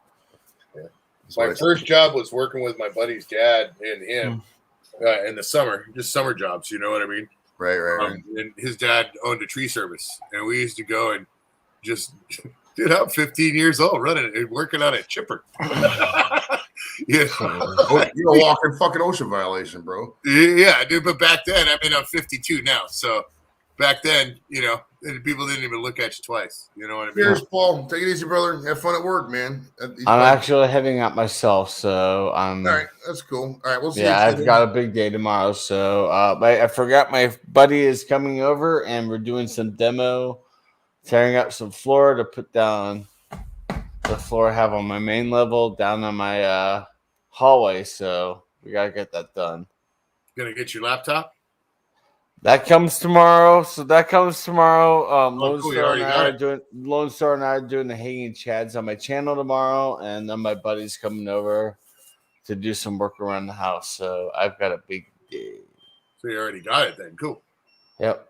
Badass. Yeah. Dorito, thank you so much for. Don't sweat it, dude. No, you guys definitely helped out big time with it. It definitely covered a good chunk, and I'm like, holy crap. If it helps get you something a little bit better. And it did. It definitely helped me go above my comfort zone to where I was going to go. And I found it, and I'm like, oh my gosh, yeah, this is perfect. Hey, before you go, Chad, you got to see the new video. I was on the stream. Well, I wasn't on the stream. I was in the chat of the stream, and I asked these guys a question. You got to hear this before you go. Hold on. All right. Have you ever met Chuck YouTube, the creator of YouTube? Chuck YouTube? Who? Mm-hmm. Is that like Tim Apple? Yeah, I think so. Square Table Degenerates Podcast asks if you've ever met Chuck YouTube, the creator of YouTube. Never heard of such a thing. I didn't know. Is that a thing, Rob? So Chuck YouTube invented YouTube. That's fucking gold. No, I know how YouTube came about, and then it's so funny where it is now because it's like no way. I'm pretty sure you read it sarcastically, but it made me fucking laugh when I did. Yeah, no. YouTube was started by people who brought up YouTube what it is to Google execs, and they just laughed in their face and like, all right, well, peace, we're out, we quit. We're leaving. We're going to create this anyways. So they created YouTube, and then Google's like, oh, wait a minute. We're missing our money. So then Google bought YouTube from these guys. I'm so old. Astronomical amount of money. I remember YouTube from the rip, but I remember before. I remember there was Google Video before they bought YouTube. It was because they knew they screwed up. I remember that too. Hell yeah. Well, stay up while I'll just end it because I was going to end it at 4 anyways. But I'd like to thank Hey Luke Squirrel for coming up. I'd like to thank Mr. Dorito for coming up. Be sure to check out Dorito and Luke's Capper on YouTube. Subscribe if you haven't already. Check out Chadio. Obviously, thanks for Chadio coming up. Mm-hmm. Next week is probably going to do a couple streams. I think on Veterans Day, I'm going to I'm 90% in on Rick Smith Jr., the comedian, for Veterans Day. I haven't got a time yet, so I'm not sure, not 100% yet on that. But I'm probably gonna do 2 shows. One on Veterans Day the 11th, which is Thursday, and then on Friday we'll have it's either going to be this guy from Ice Road Truckers, or there's somebody else too. I can't remember. I'll watch somebody from IRT for sure. Yeah, the Ice Road Truckers guy's gonna be legit. He seemed real happy. His name's Richie M. He's seemed to be pretty good with that. Oh, Rich was I think towards the end of the series. I think he's from like it was like 2010 and 11. A couple of things I saw. Yeah, Rich. No, he's an OG. He's the one that had the parrot haircut. Okay, I'm not gonna be. I watched a couple episodes of it. I haven't really seen all of it. I'm gonna obviously go through and check all that. I'll help you put it together. I watched a lot of it. So. Yeah, if you did, man, that for sure. Definitely help me out on that one. But as far as the soap opera star from earlier, I don't know what happened. Well, I'm sure I'll get a call or a text tomorrow. No big deal. It happens, man. It's show business. As you know, I'm on the East Coast, Eastern time zone. I'm not. I'm not fucking. I'm not in Hollywood, so we gotta do what you gotta do, and sometimes it happens. So, but thanks for checking me out, guys, and we'll talk to you next week, man. See you later. Later, guys. Bye, guys. Much love. Cheers.